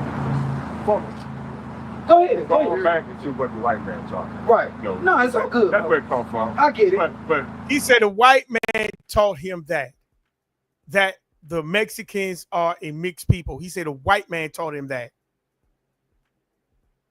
The white man taught him that Mexicans are a mixed people. So according to IUIC, Mexicans are not mixed people. They are full blood.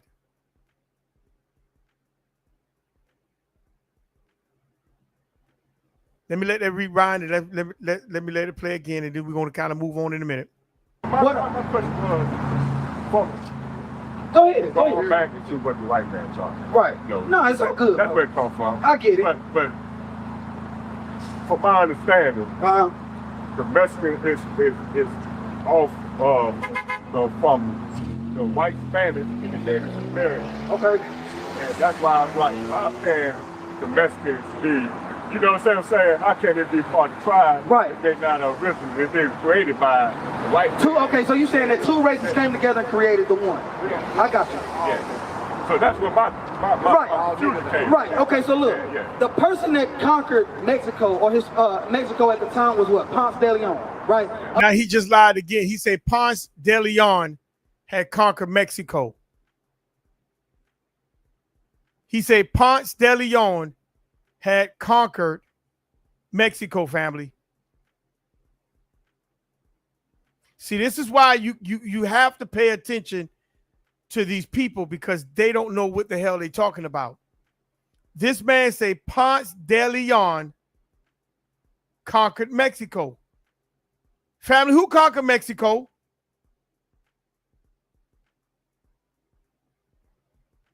I'm gonna pull up Ponce de Leon right here. Who conquered Mexico? Family, put that in the chat.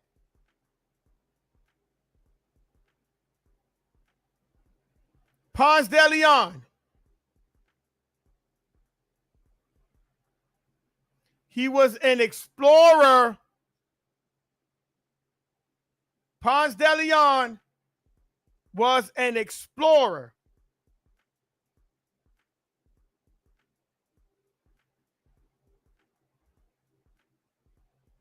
Where did he explore at, family?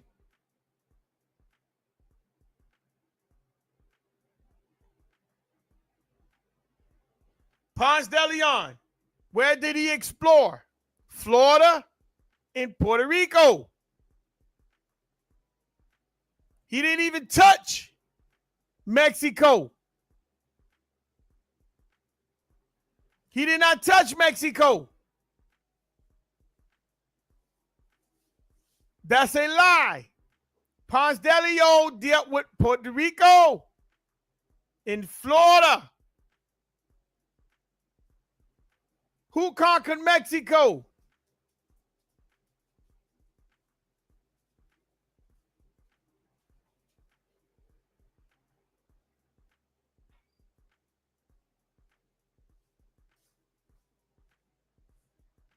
Who conquered Mexico?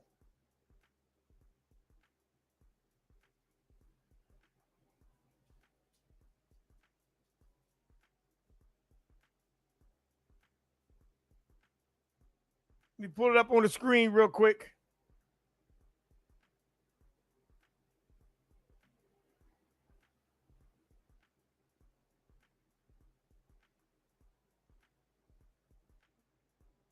Brother Shava said he was looking for the fountain of youth. That is correct.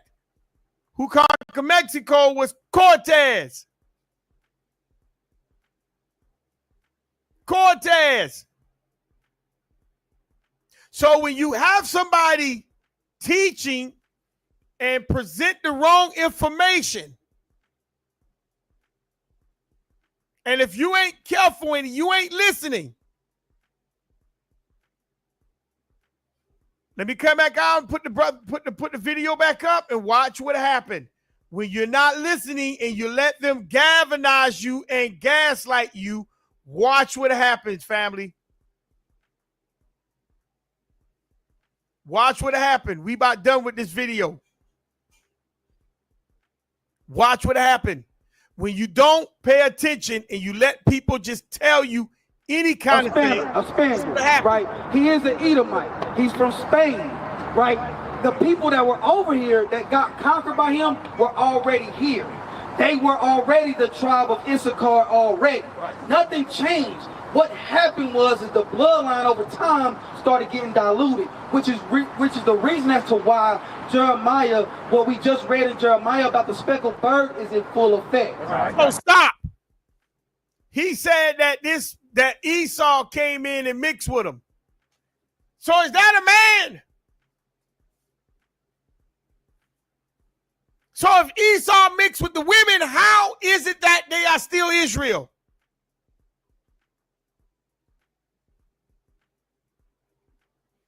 He said Esau came in and mixed with Issachar.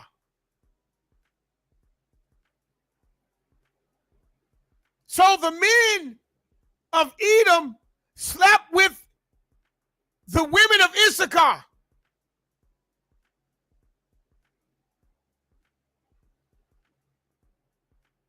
You see? So now you got the seed of Esau going amongst Issachar.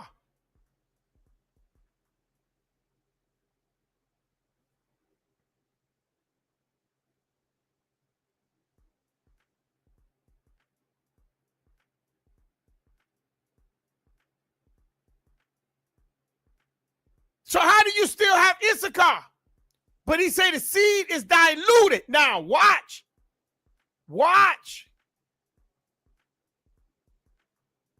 So that's what makes sense. It's not because... No, at first I'm confused about that. No, it's all good. Bro, everybody up here in purple and gold was confused about that. Yeah. So you're not alone, bro. Yeah. We just have a little bit more understanding of it. Now we bringing it to you. Yeah. All praise to the Most High. Read that. Hold on. Go ahead, ask your question. So he's saying, we're going to stop the video right here.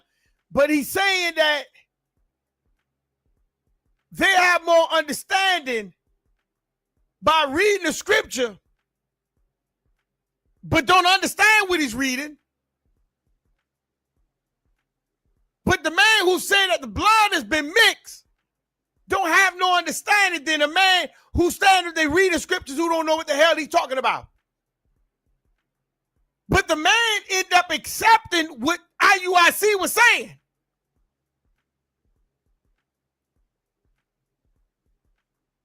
Because he don't know what he allowed them to gaslight him. Sister Latoya said, Deuteronomy 15:21. And if there be any blemish therein, as if it is a as it be lame or blind or have any ill blemish, thou shalt not sacrifice it unto the Creator, your power. Then she said, I put that verse because the bird being speckled can be seen as being blemished, which if you read that whole chapter, the priests and all were misleading Israel. Israel was blemished, and that is true. Anything that is blemished cannot be offered to the Creator. And if Israel's now being speckled with multiple colors,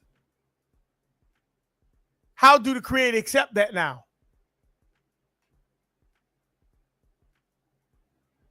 How?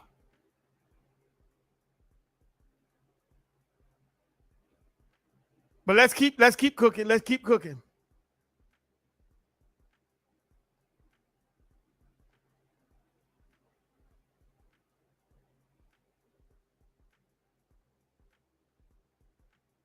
Let me bring up the other video. It's just a short one. We still under fair use. Fair use.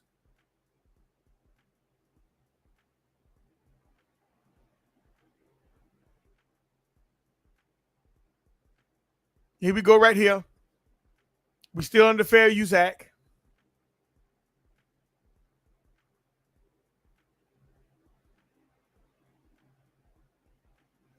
We still under the Fair Use Act.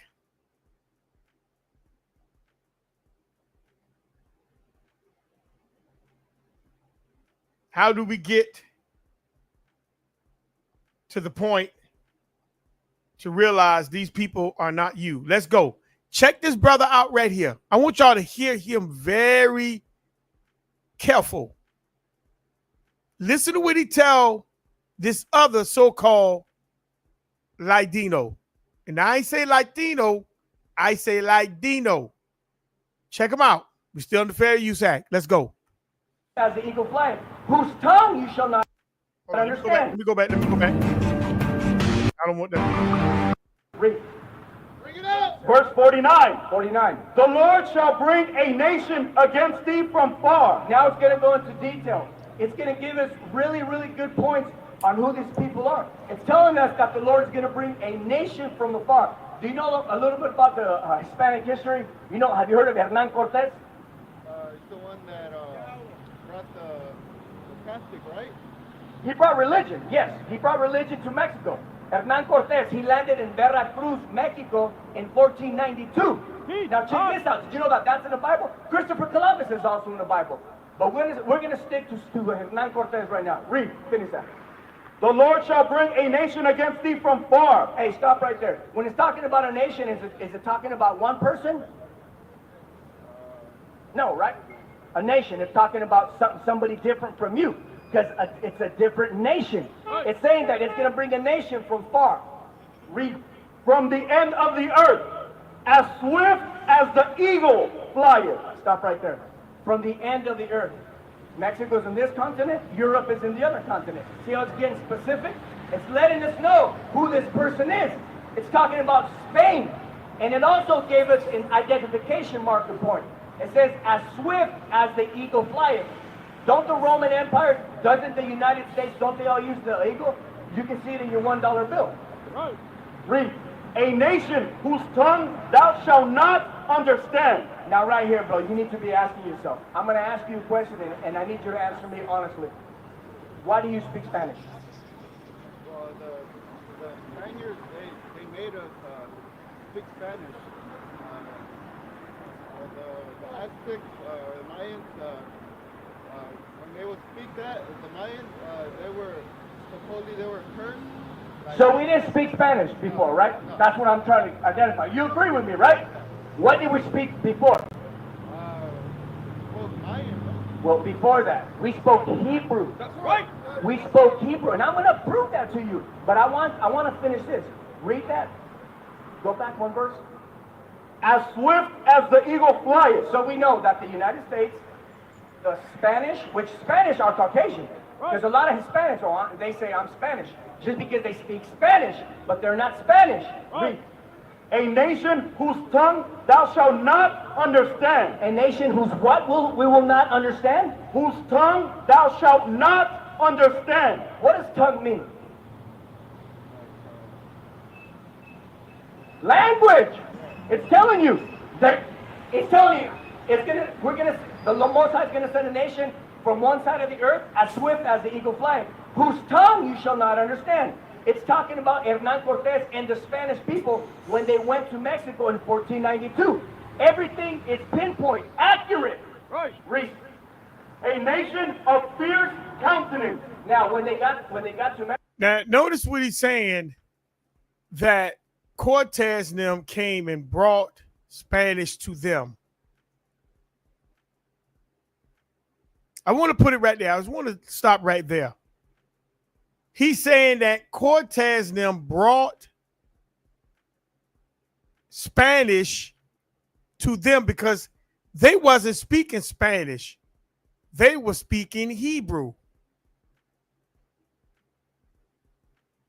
Now I want you to pay attention to this, family. He said they were not speaking Spanish. They were speaking Hebrew. Okay? So for them speaking Hebrew, that made them Israel. Mexico. Were they fierce or were they humble with us? Well, at first they were humble, and then after that they kind of like stabbed us back, right? At first they were humble, and then after that they kind of like stabbed us back, right? At first they were humble. So he's saying when they first came in, they were humble. And then after that, they started fighting them.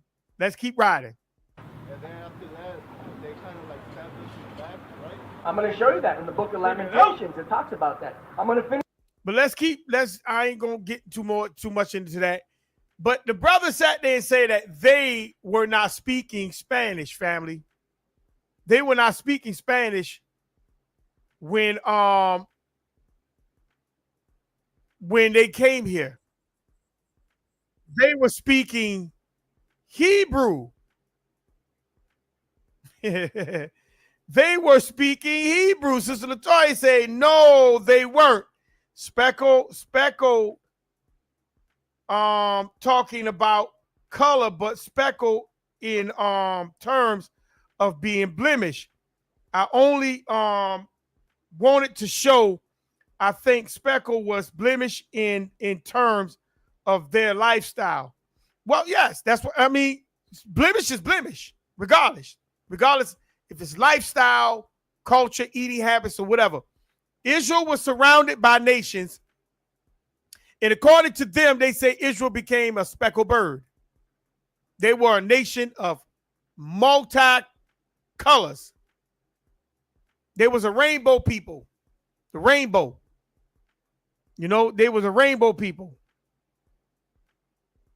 So let me get into this last little snippet right here of IUIC.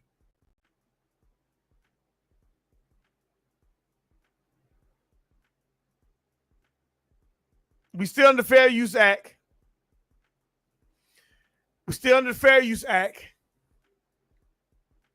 These people right here is ridiculous. So he's saying that the other guy said that they were not speaking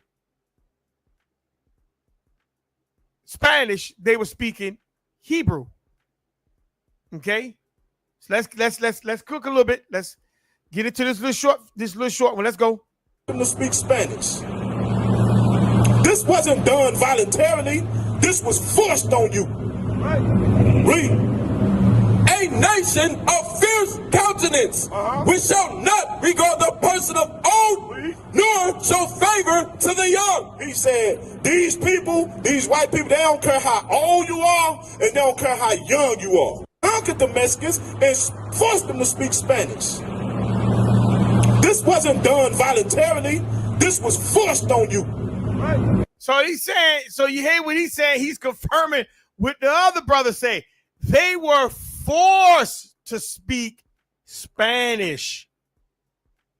They were forced to speak Spanish. Okay? They were forced to speak a language. This was not their language.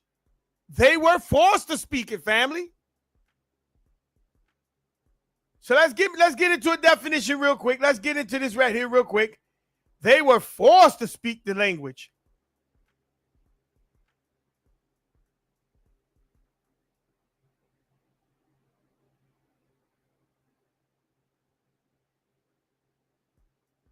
Pull up Ladinos.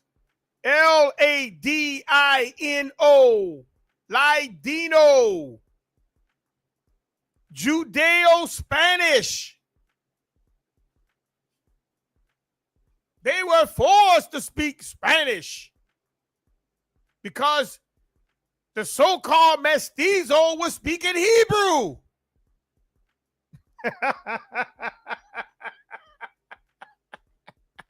The mestizo was mysteriously speaking Hebrew.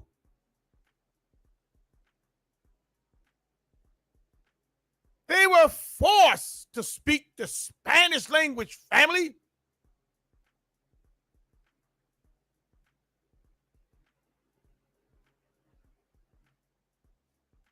They took the Hebrew from us. And they gave us the Spaniard language. Judeo-Spanish, family. Look it up for yourself. Ladino. also known as Judeo-Spanish. Notice that word, Judeo. See? This is how they adapt to you. Judeo-Spanish is a language that originated from the what? Iberian Peninsula.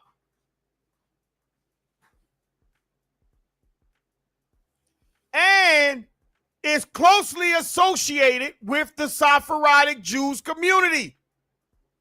Judeo-Spanish. They were forced to speak Spanish.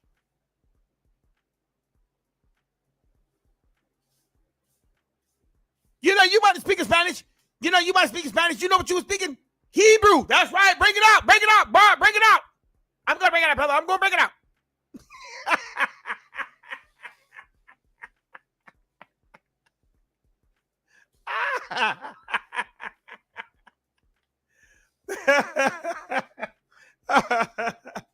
Oh, boy.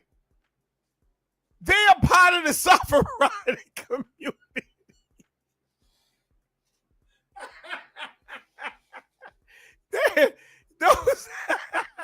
Those people that they got in those camps that I just showed you, bruh, those people is your oppressor. Those are your colonizers. You can't make this stuff up. That's why I told y'all, most of these people in those camps are not Israel. Israel is not that big.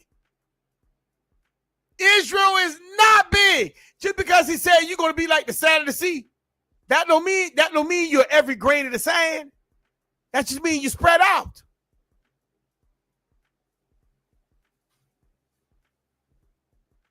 Israel still ain't bigger than Israel still is not bigger than the other nations. They're not.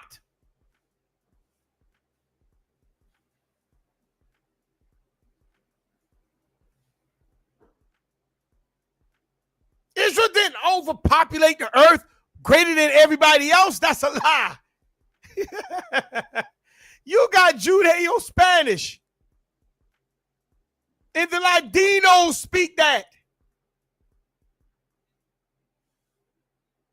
And it comes from the Iberian Peninsula. It comes from over there. The Trans-Pacific slave trade. It comes from over there.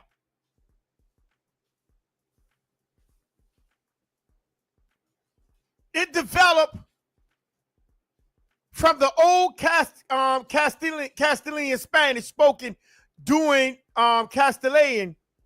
Castilian Spanish spoken during the what? Era of the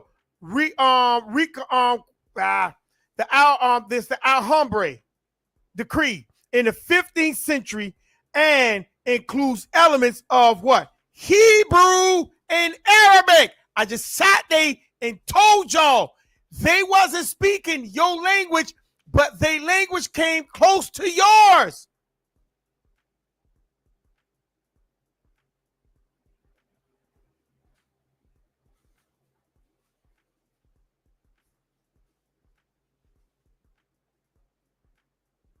I'm gonna let that soak. I'm gonna let that soak. I'm gonna let that soak for you. It came close to your language. That's how they can blend in with you. That's how they can act like you, talk like you.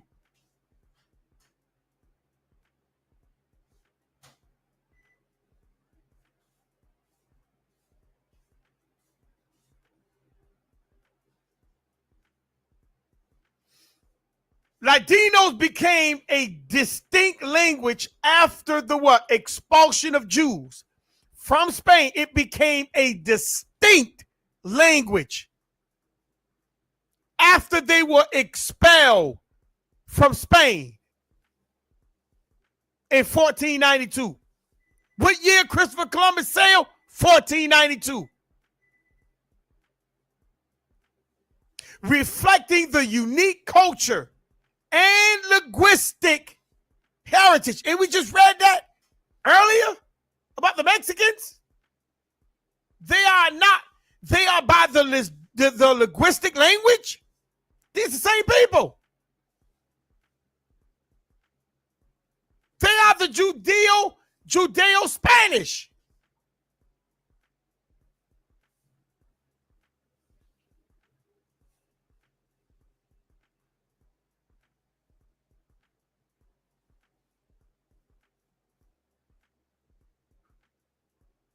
They're reflecting the culture and the linguistic heritage of the Sephardim as they migrated to various regions. So they migrated, family, and some of them got put in slavery. And they were brought into different regions.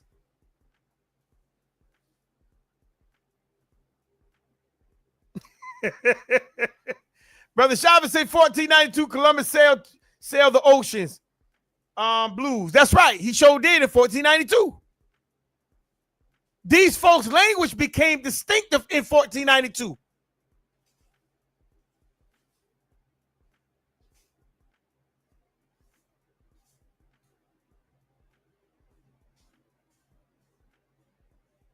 So we got an issue. Judeo-Spanish.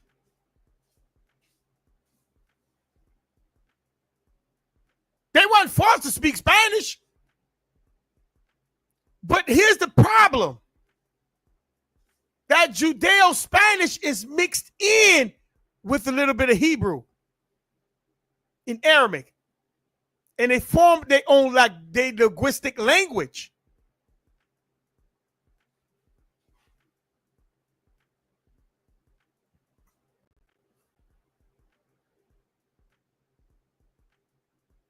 I'm gonna let that soak for you for a second. I'll pull up the next point.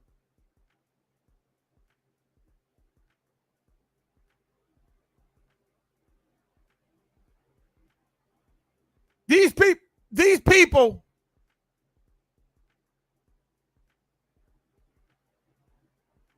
came here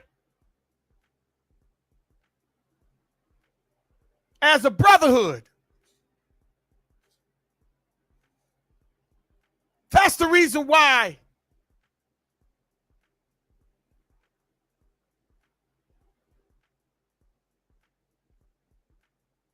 they protect. They are the buffer class. And they are protecting the higher echelon class.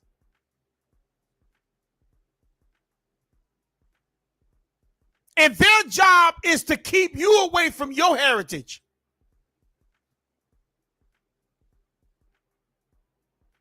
Type in Fraternal Order of Negritos in Spain. Fraternal Order of Negritos in Spain.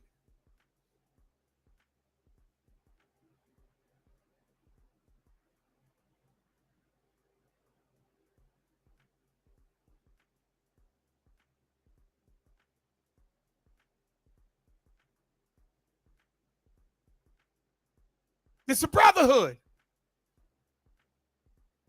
It officially known as La Hermandad de los Negritos is a significant brotherhood in Seville that originated from the community of enslaved Africans. It's a brotherhood, family.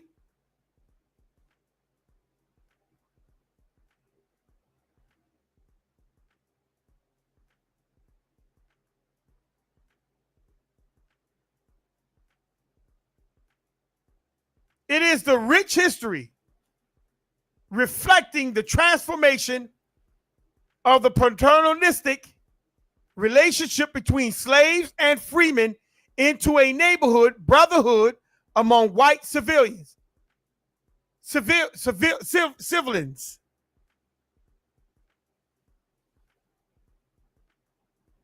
up. Do your research on it.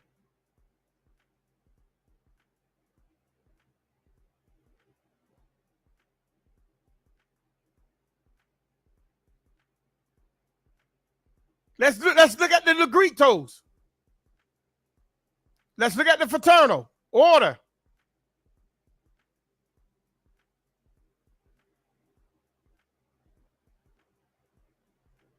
There you go right here.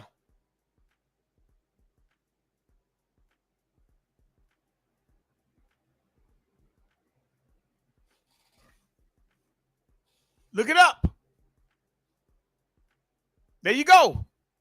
The fraternal order.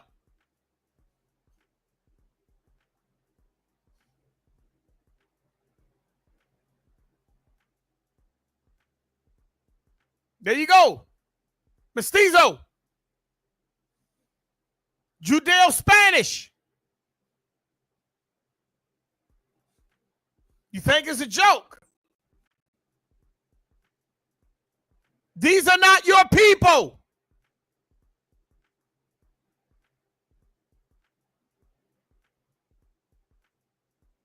Carrying a cross.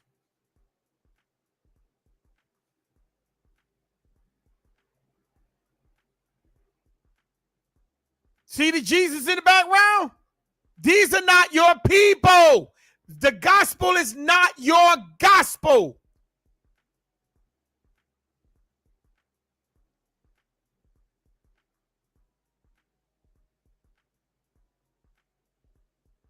What those masks remind you of?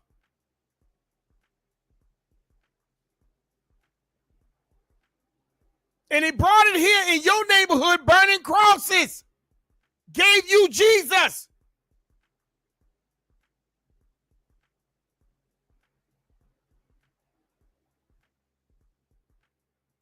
See? They even got them. They even got them amongst them. But you will say that's your people because of his skin tone.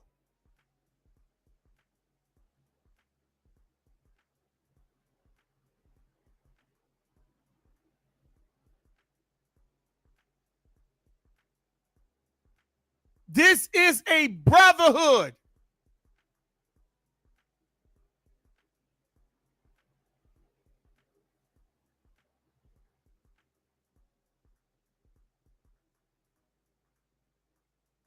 They go to coats of arms right there.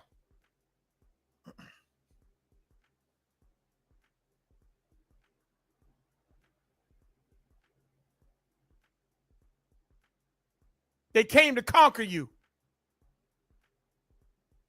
There you go right there. That's where your cross come from. That's where your Jesus come from. That's where your Son of God come from. It comes from them.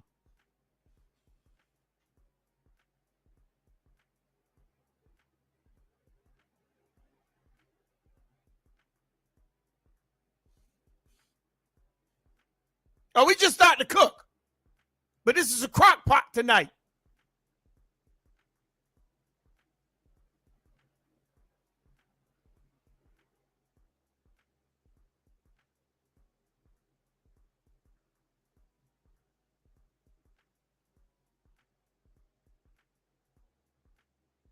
Look at your Bible.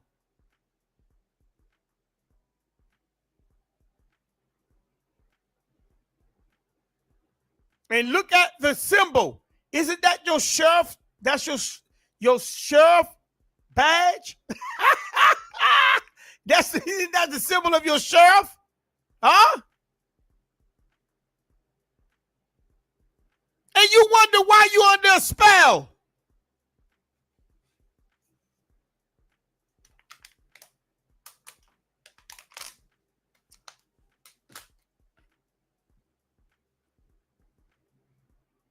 They got it all around you, and you don't even see it.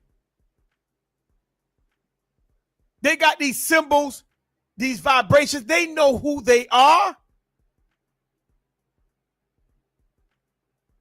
They just need you to accept it,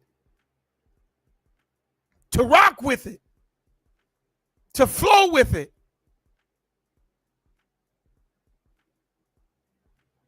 And it'd be all good. See? It'd be all good. Accept it. Rock with it. Flow with it. And it's going to be all good from the brotherhood.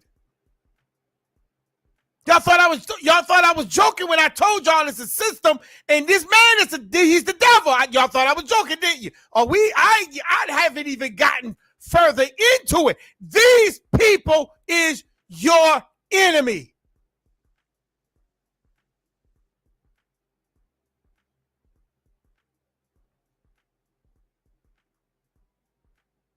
They're your aboriginals right there. Dark-skinned Asians. But how they come, like the brother said at the beginning, Chief Tonkat, how they get from here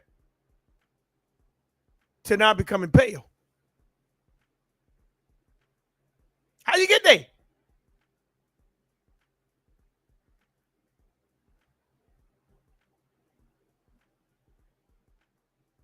How do you get there?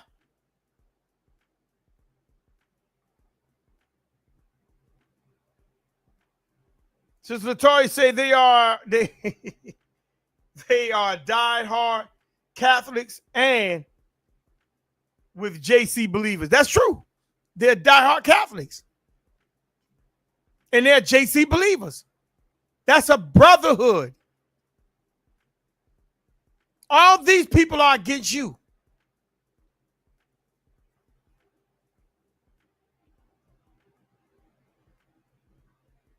Yeah, they're constantly mixing.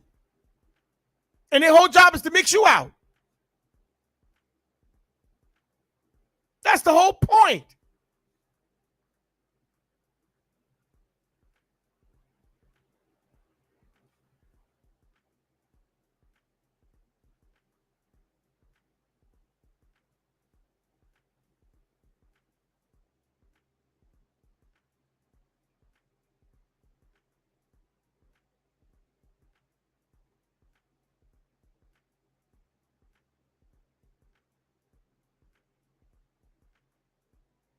Look at you. You're doing everything Still you on the can fair to get your use. blood pressure in check. And now you have Super Beats Heart Chews by Human on your side too. In a June 10th. We're under fair use, fair use. This is Brother Phil. He got the African Diaspora channel.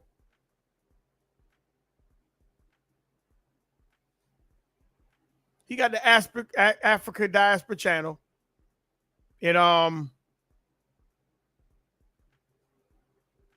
check this out right here real quick. Sister Latoya put up Genesis 6:2, that the sons of God saw that the daughters of men that they were what? Fair, and that and they took them wives of all which they chose.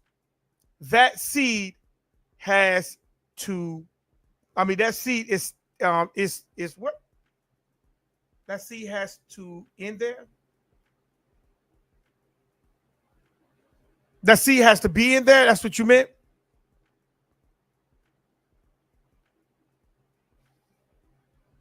Let's check out Brother Phil. Now I want you to pay attention to this. This was back in the days. This brother went before the Black Caucus and was warning about the Latinos and the Mexicans. Let's go. We're still in the fair use. She said, be in there. Correct. Okay, so lock here. And Brother Shava said, if you remember in the early 2000s, they try to push the Latino woman on the black man by trying to portray them as more desirable than a black woman. Again, trying to dilute our people. Well, that's true. They was trying to push it. And you know what? You know what makes it so sad? The sad part, Brother Shiver, a lot of brothers jumped on that bandwagon. A lot of brothers jumped on that bandwagon. A lot of brothers jumped on that bandwagon.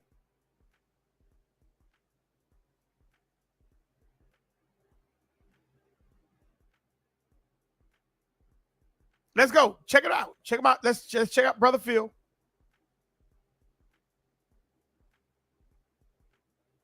We're still in the Fair Use Act. Check him out. He's going to show this brother back in the days, and listen to what this brother said about the Mexicans and the Latinos.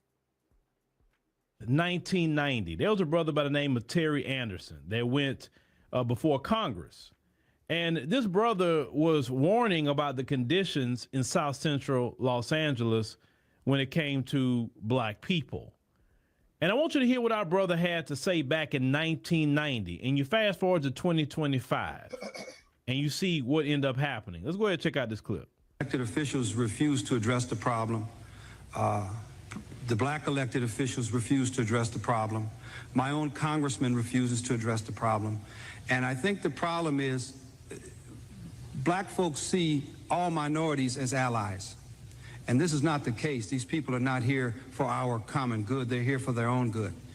Where I don't have any ill will towards anybody, I also want to look out for my race.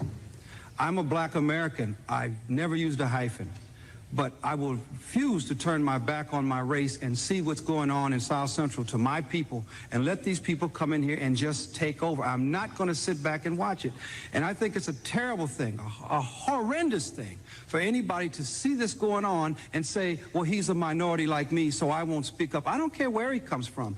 The key to this whole thing is stop the denial, stop the alliances of, in other words, he's a minority like me, so I can't speak up against him. If this was white folks committing these lynchings to us in South Central, what's going on, there would be an outrage in this country. We have had fire bombs thrown through windows. We have had people's cars burned in the driveway because they happened to move into the wrong communities. We had a lady who moved to East LA, came to the state from the South, not knowing what East LA was. It was an all Hispanic community. She wasn't there one day. We had another man who was burned out of his house in Torrance last year. We had 5 murders in Hawaiian Gardens just because the people were black. This would not be tolerated if this was white on black crime. But the fact that these people come here, and it's the numbers, sir, it's the numbers. They come here in the numbers, they build up the Hispanic community, and they get this sense of power against us. And there are race riots in the schools every day in Los Angeles. It never makes the media. The black kids are being run out of the schools every day and told to go back to Africa. It never makes the media. We are having people who are being discriminated against on every avenue of society, economic, schools, even in our prisons now. They have drawn lines, and our prisoners in California are being beat and harassed and raped by Hispanic gang members who recently arrived here because of the numbers. My answer to you, sir, would be we don't need any new laws. Enforce the ones we got. Now, that's Brother Terry Anderson back in 1990. And you fast forward to 2025. Now, that's not that brother spoke that in 1990 about what they were doing to us in California in 1990. And notice what he said. They come here by the numbers and take over.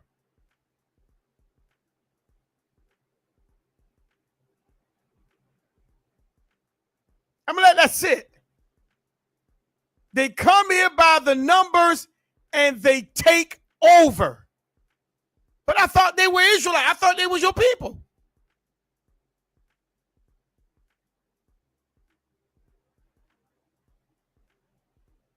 I thought those were your people.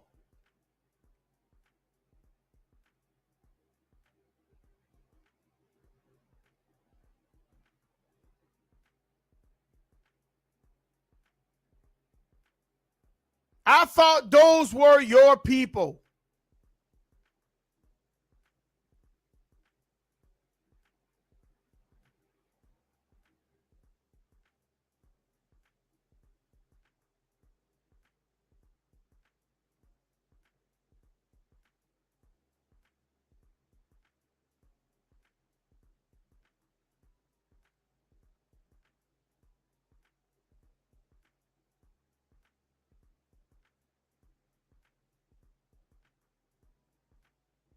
Let's keep cooking.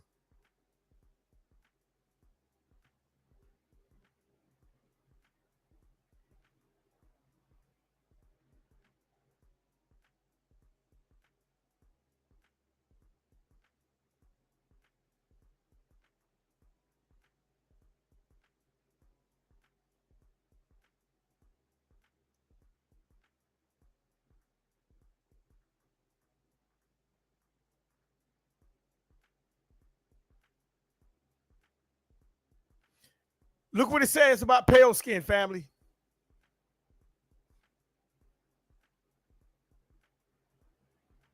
It says the concept of pale skin being a new phenomenon on Earth is supported by recent genetic studies.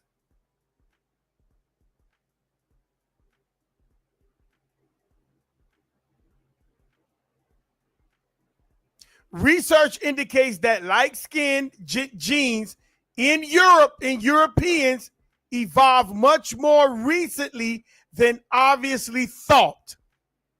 So what is that saying, family? Somebody tell me what that's saying. Because, you know, I don't understand. I'm ignorant what that means. What is that saying, family? Let me read it again. The concept of pale skin being a new phenomenon on Earth is supported by recent genetic studies. Research indicates that light-skinned genes in Europe and Europeans evolved much more recently than previously thought, suggesting that at least some humans live with what, darker skin about 7,000 years before losing this pigmentation. So somebody lost pigmentation, even in the Bible, that testifies that. That means pale skin and the stringy hair is a curse. It's a new phenomenon.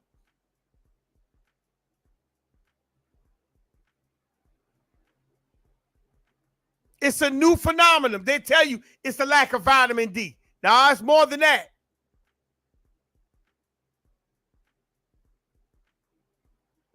It's a new phenomenon.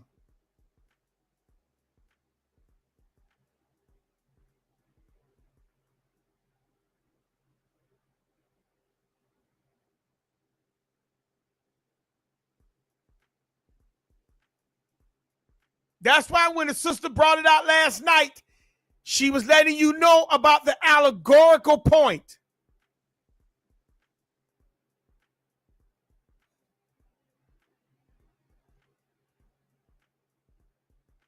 Because pale skin, leprosy, that's a new phenomenon on the earth.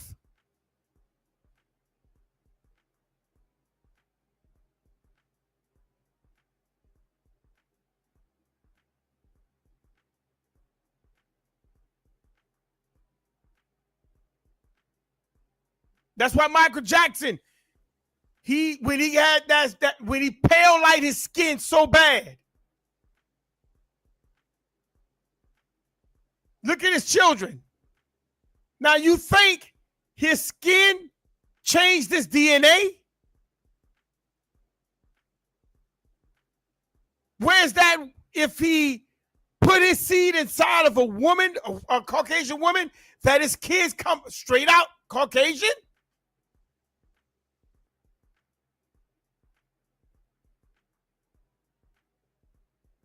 It's a new phenomenon.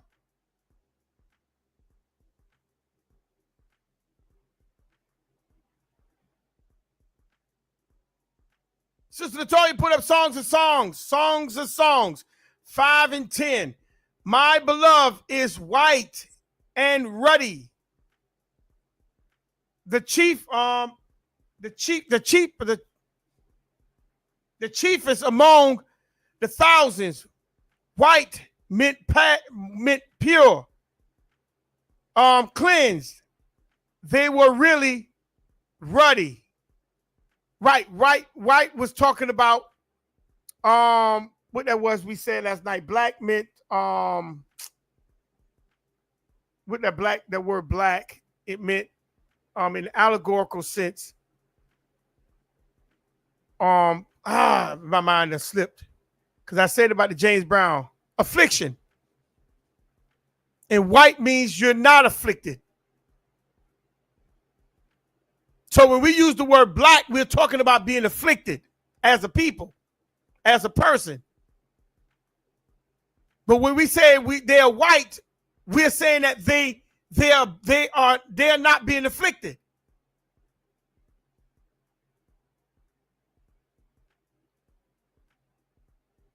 You see?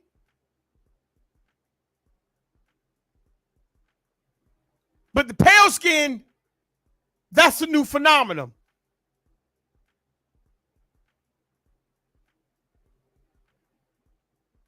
That's a new phenomenon on this earth.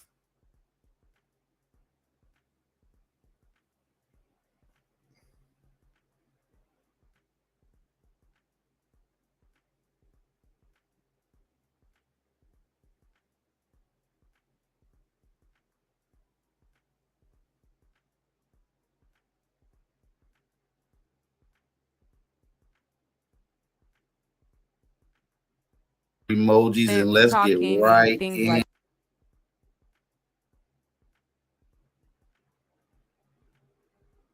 Sister Toya put up allegorical, black, affliction, void, white, allegorical, are pure and innocent, to say the least. That's right. That's allegorical sense. So in allegorical, when you telling the Caucasian that you call him white, you're telling him that he's pure and innocent.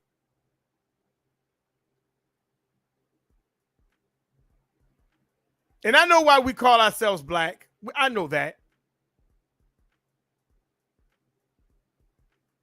But we need to realize what that word means. By law and through words. And I know we use that as an identifying marker.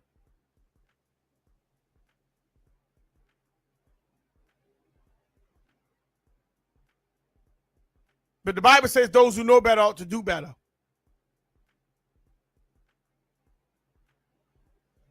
So let's ride. It's Aboriginal power. Still under the Fair Use Act. That. So this morning, like early in the morning, he told me that Latinos were targeting black people.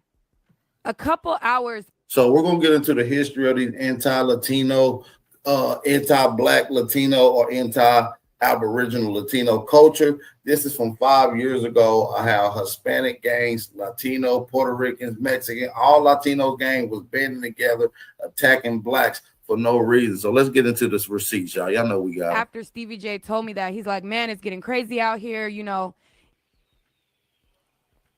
So this is the first one that I had seen.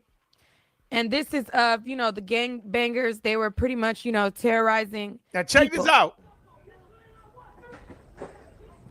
Oh, you need to get from over there,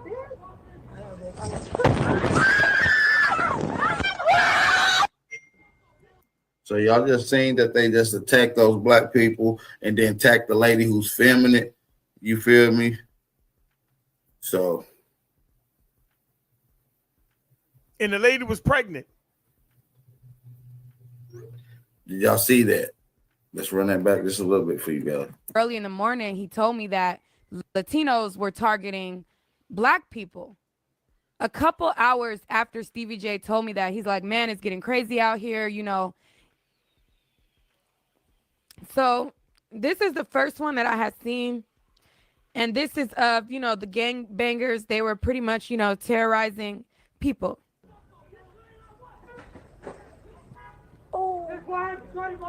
you need to get from over there, Now, the lady that you see that's in the film that you see say that's screaming and reacting to her car window being broke, she was actually, I think, 6 months pregnant and then was pulled out of her car and viciously beat by a bunch of Hispanic gangs because they didn't want blacks protesting and looting in their alleged community. Okay?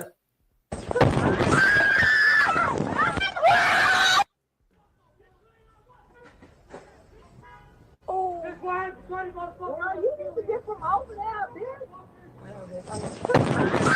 So look, family, we can obviously see that these people do not like us. They're viciously attacking us with rocks. The same thing that they're doing in 2025. They was doing the same thing against our people all throughout North America in 2020. And right now they're rioting and protesting all throughout the United States. Now let's read this.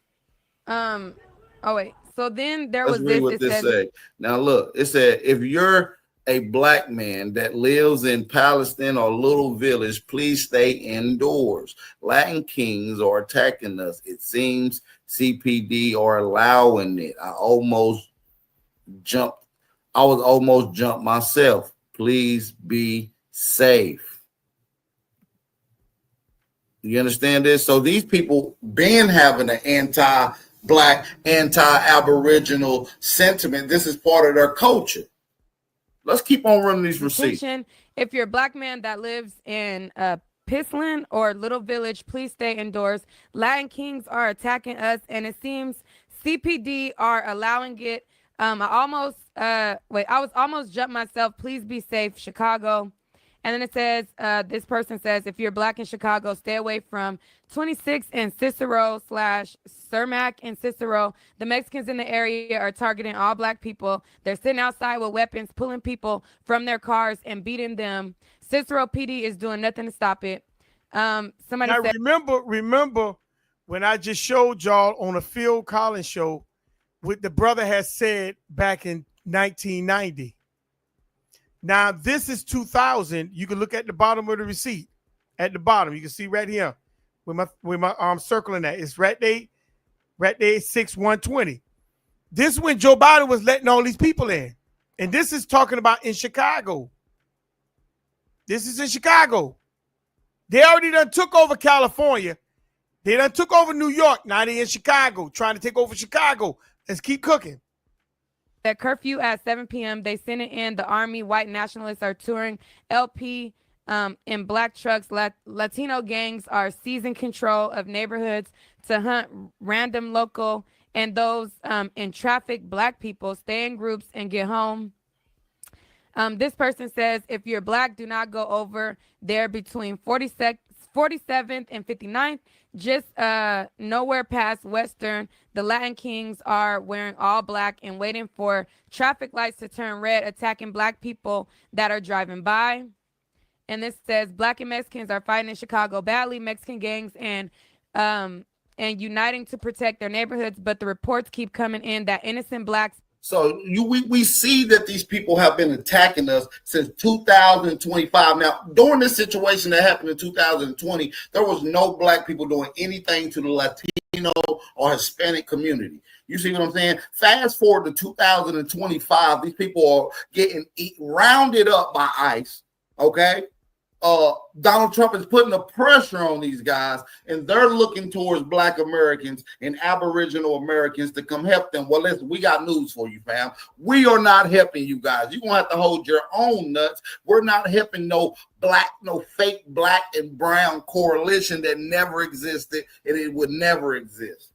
It never existed, and it would never exist. And so with that being said, I'm just going to keep showing the receipts leading up to 2025 of how these anti-Negro, anti-black / Aboriginal sentiments come from the Latino culture community. Okay? If you guys are in here with me right now, I do need y'all to do me one favor. It's your brother Aboriginal Power. Make sure y'all hit that like button, thumb up the video, and most importantly, family, support the channel. I do need you guys to hit that like button, support the channel. And most importantly, man, dropping those fire emojis in the chat does indicate to me and let me know that my audio is cool and that you guys can hear me loud and clear. All right, so we're going to continue cooking on these receipts. Let's get it in. Cash App information will be in the chat if you guys want to support. You're not obligated, but goddamn, we do appreciate it. Let's go. Are being targeted just for passing by their neighborhoods. Shaking my head, wonder what's going to happen tomorrow. And this says, black people, Mexicans in Chicago are throwing rocks at people's car. Be careful, y'all. And then this person says, the Latin kings terrorizing black people in Pilsen. You see what they said they doing? They throwing rocks at people's car. What are they doing right now in LA that is so famous for? Throwing rocks. What are they so famous for in LA right now, family? What are they so famous for in LA right now? Huh? Matter of fact, let's play a little clip. We're going to show you what they famous for. We're going to come back to this. Let's show them what they famous for, family. This is what they famous for. If you ain't following me on Twitter, make sure y'all go follow me on Twitter. That's at Power Aboriginal, at Power Aboriginal. Let's look at what these people do. See what they got in their hands? What's that in this man's hands? What's this that you see in his hands? Rocks. Same thing they was throwing at the so-called Negro community. Same thing they was throwing at black people in Chicago during the George Floyd riots and protests. Mm-hmm. These people been having an anti-black, anti-aboriginal sentiment. It's part of their culture. Mm-hmm. The lady said they were throwing rocks at black people dressed in all black. What are they doing now? Dressed in all black? Throwing rocks? But this time they asking for help from the Negro community. No, family, we just gonna sit this one out. We got shit to do. We about to barbecue. We gonna sit this one out. In Chicago. Get back to these receipts from these anti-Latino communities having Negro, black / Aboriginal hate. All right, share this live stream on all your social media outlets. Innocent blacks are being targeted just for passing by their neighborhoods. Shaking my head, wonder what's going to happen tomorrow. And this says, black people, Mexicans in Chicago are throwing rocks at people's car. Be careful, y'all.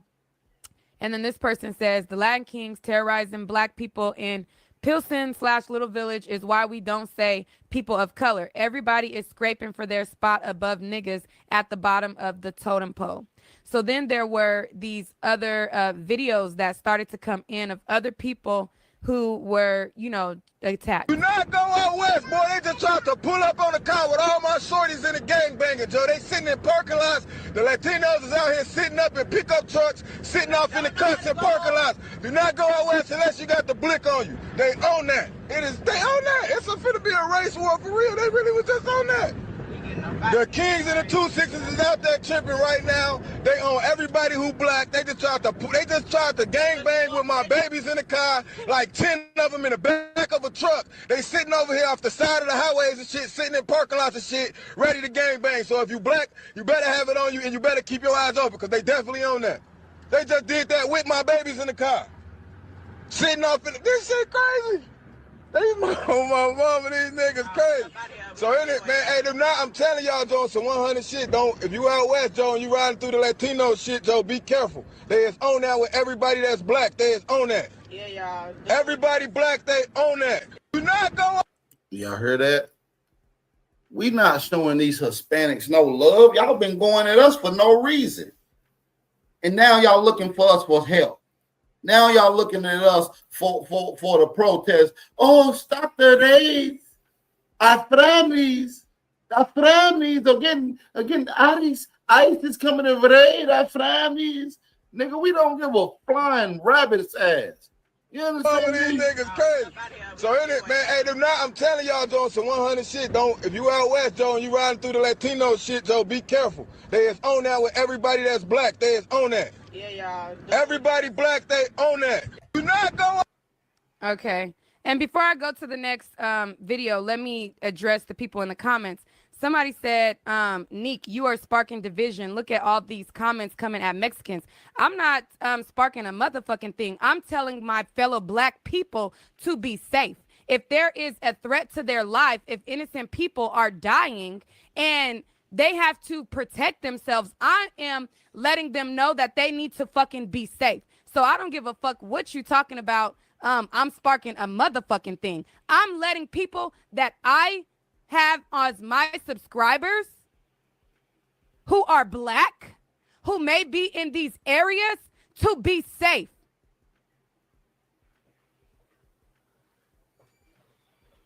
So if you feel like I'm sparking a damn thing, then you could take that elsewhere. I don't need to read the comments, boo. I'm letting you know what it is. People need to know who are black to be safe and to not go to these areas. If you feel like that's sparking a fucking anything, then hey, it is what it is. But I'm about to tell mines to be safe. And I'm about to tell them, if you don't have to be in that area, don't be in that fucking area. And I'm going to show them what's going on by showing them the videos. So if you are Latino, I'm not saying, I'm not, this ain't against you. This ain't against anybody who is Latino. This is for my people to be safe. And my people, I have a large amount who are in Chicago. And it was popping in Chicago.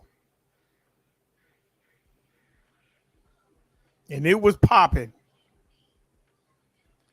Anyways, so this is another person, and it says, stay in the house. Do not, I repeat, if y'all never listen to anything I say, listen to me now. Do not go to any Mexican neighborhoods. It's a black versus brown war. Don't ask questions. Just stay home.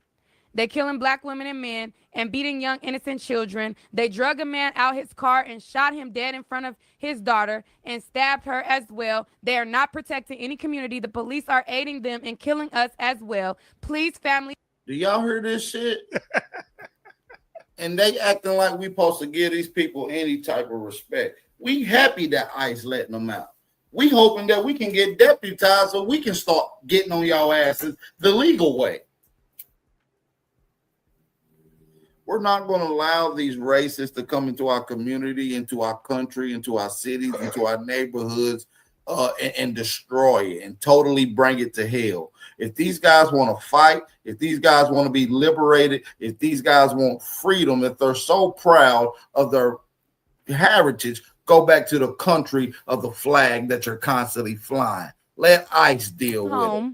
They're killing black women and men and beating young innocent children. They drug a man out his car and shot him dead in front of his daughter and stabbed her as well. They are not protecting any community. The police are aiding them and killing us as well. Please, family, stay home today if you can and do not go to any area heavily populated with Mexicans. They are shooting on sight and bricking cars. This is another person who said, folks, I'm hearing from friends in Pilsen, and all of these people, this ain't just, all of these people are not posting this just out of thin air. All of these people are not posting this just because they just want to be saying shit. These people are posting in concern, telling people to stay indoors. These people are not, they're not saying, hey, go hunt down Mexicans. They're not saying, hey, go target Mexicans. They're saying, hey, if you are black, stay away from there if you don't got to be away from there. So if you take this as anything other than what it is, then, hey, your comprehension is lacking and maybe you have a little lack of understanding. Because what these people are saying, they're not saying go hunt down Mexicans. They're not saying go shoot Mexicans. They're saying stay away from those areas.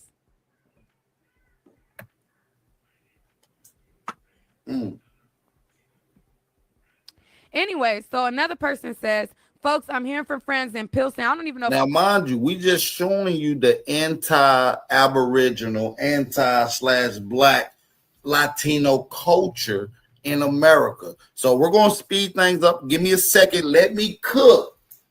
We bringing out some receipts today. We got a lot to get up to 2025. Right now, we in 2020 with it. And we can take this back to all the way back to Trayvon Martin and his murderer being anti-Negro, anti-black Latino culture. You see what I'm saying? Like, this thing go deep. If I'm saying it right, / Little Village in Bridgeport, that there are planned attacks on black folks tonight in these areas. Latin Kings have spread into Bridgeport neighborhoods, shooting black folks on sight. Cop sirens heard nearby. Please stay safe and inside. Now I'm gonna hold a video right here, and I'm gonna bring this video up here, and we're gonna close on out because this is gonna be a part 2 to this. It's gonna be a part 2. I just want to bring this one right here up, and you're gonna hear this Latino. Listen to this Latino, and you're gonna hear him. He's a lawyer. On how they play both sides of the fence. It's not that long.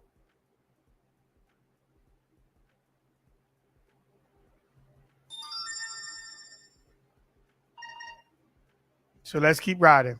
Let's keep cooking. In 76, allowance is made for fair use for purposes such as criticism, comment, news reporting, teaching, scholarship, and research.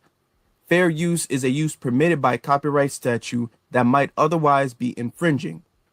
Nonprofit, educational, or personal use tips the balance in favor of fair use. All right, so I want to pull this clip up, and this is somebody named Gregory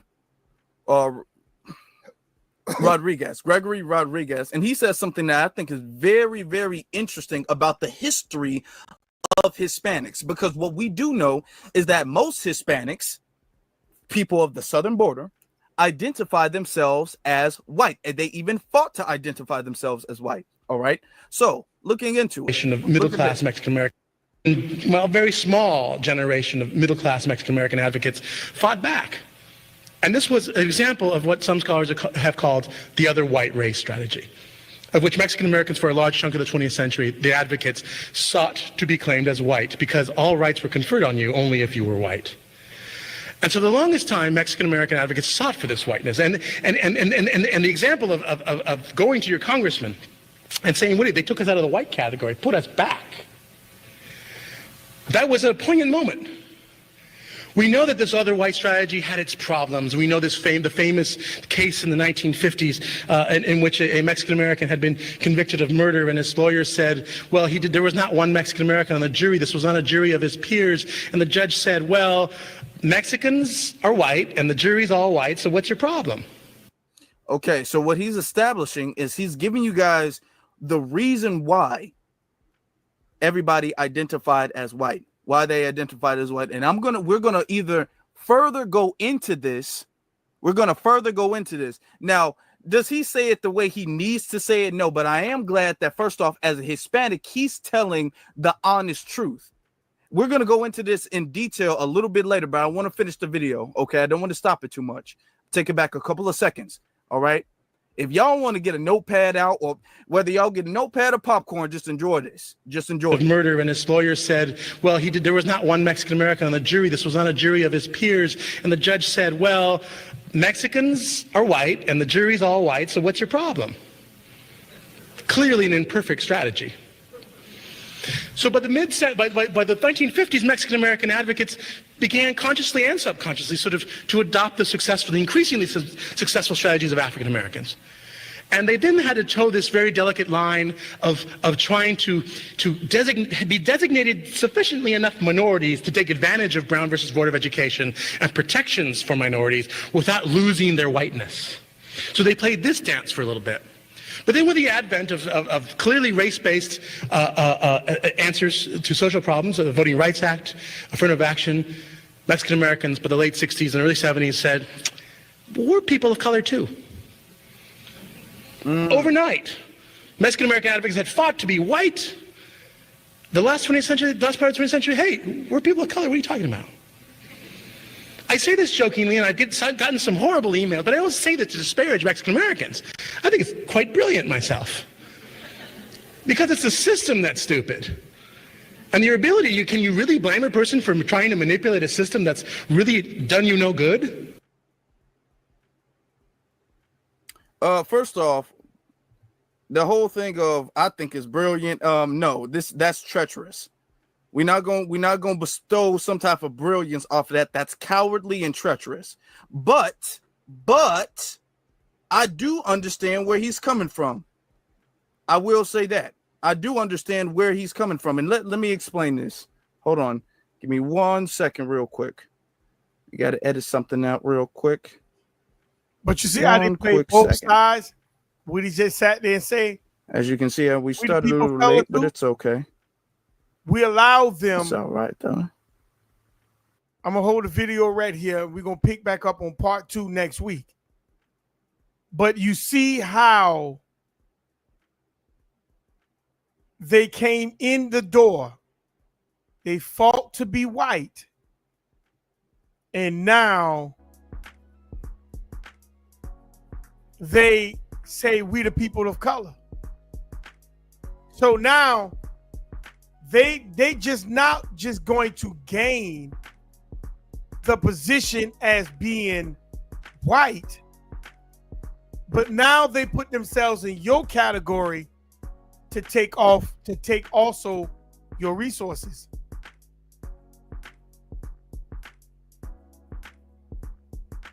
But we say these are people.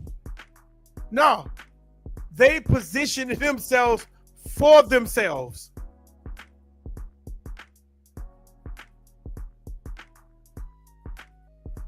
I'm gonna put up the link.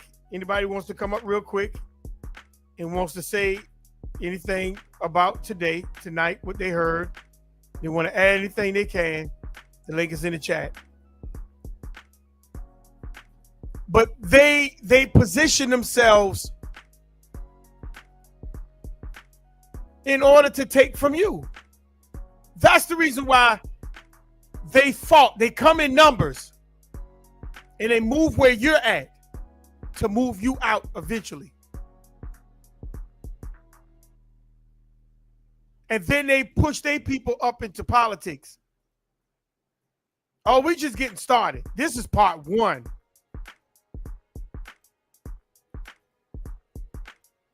We just getting started. Y'all think y'all see something tonight. Wait till next week in the Creator's Will. We just getting started.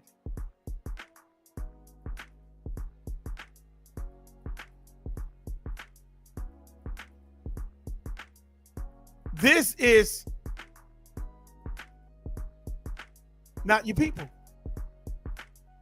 They have a brotherhood. And it's Judeo-Spanish. So family, nobody came up. So we thank the Creator for you joining me as a part one. Make sure y'all join us also in the Creator's Will on Thursdays. Sister Latoya, she be cooking. And some of the stuff that she did bring out last night. And we're also getting other channels up and moving. So be on the lookout for that as well. So until then, may the rest of your Shabbat be peaceful, restful, and relaxful in the Creator's will. Shalom.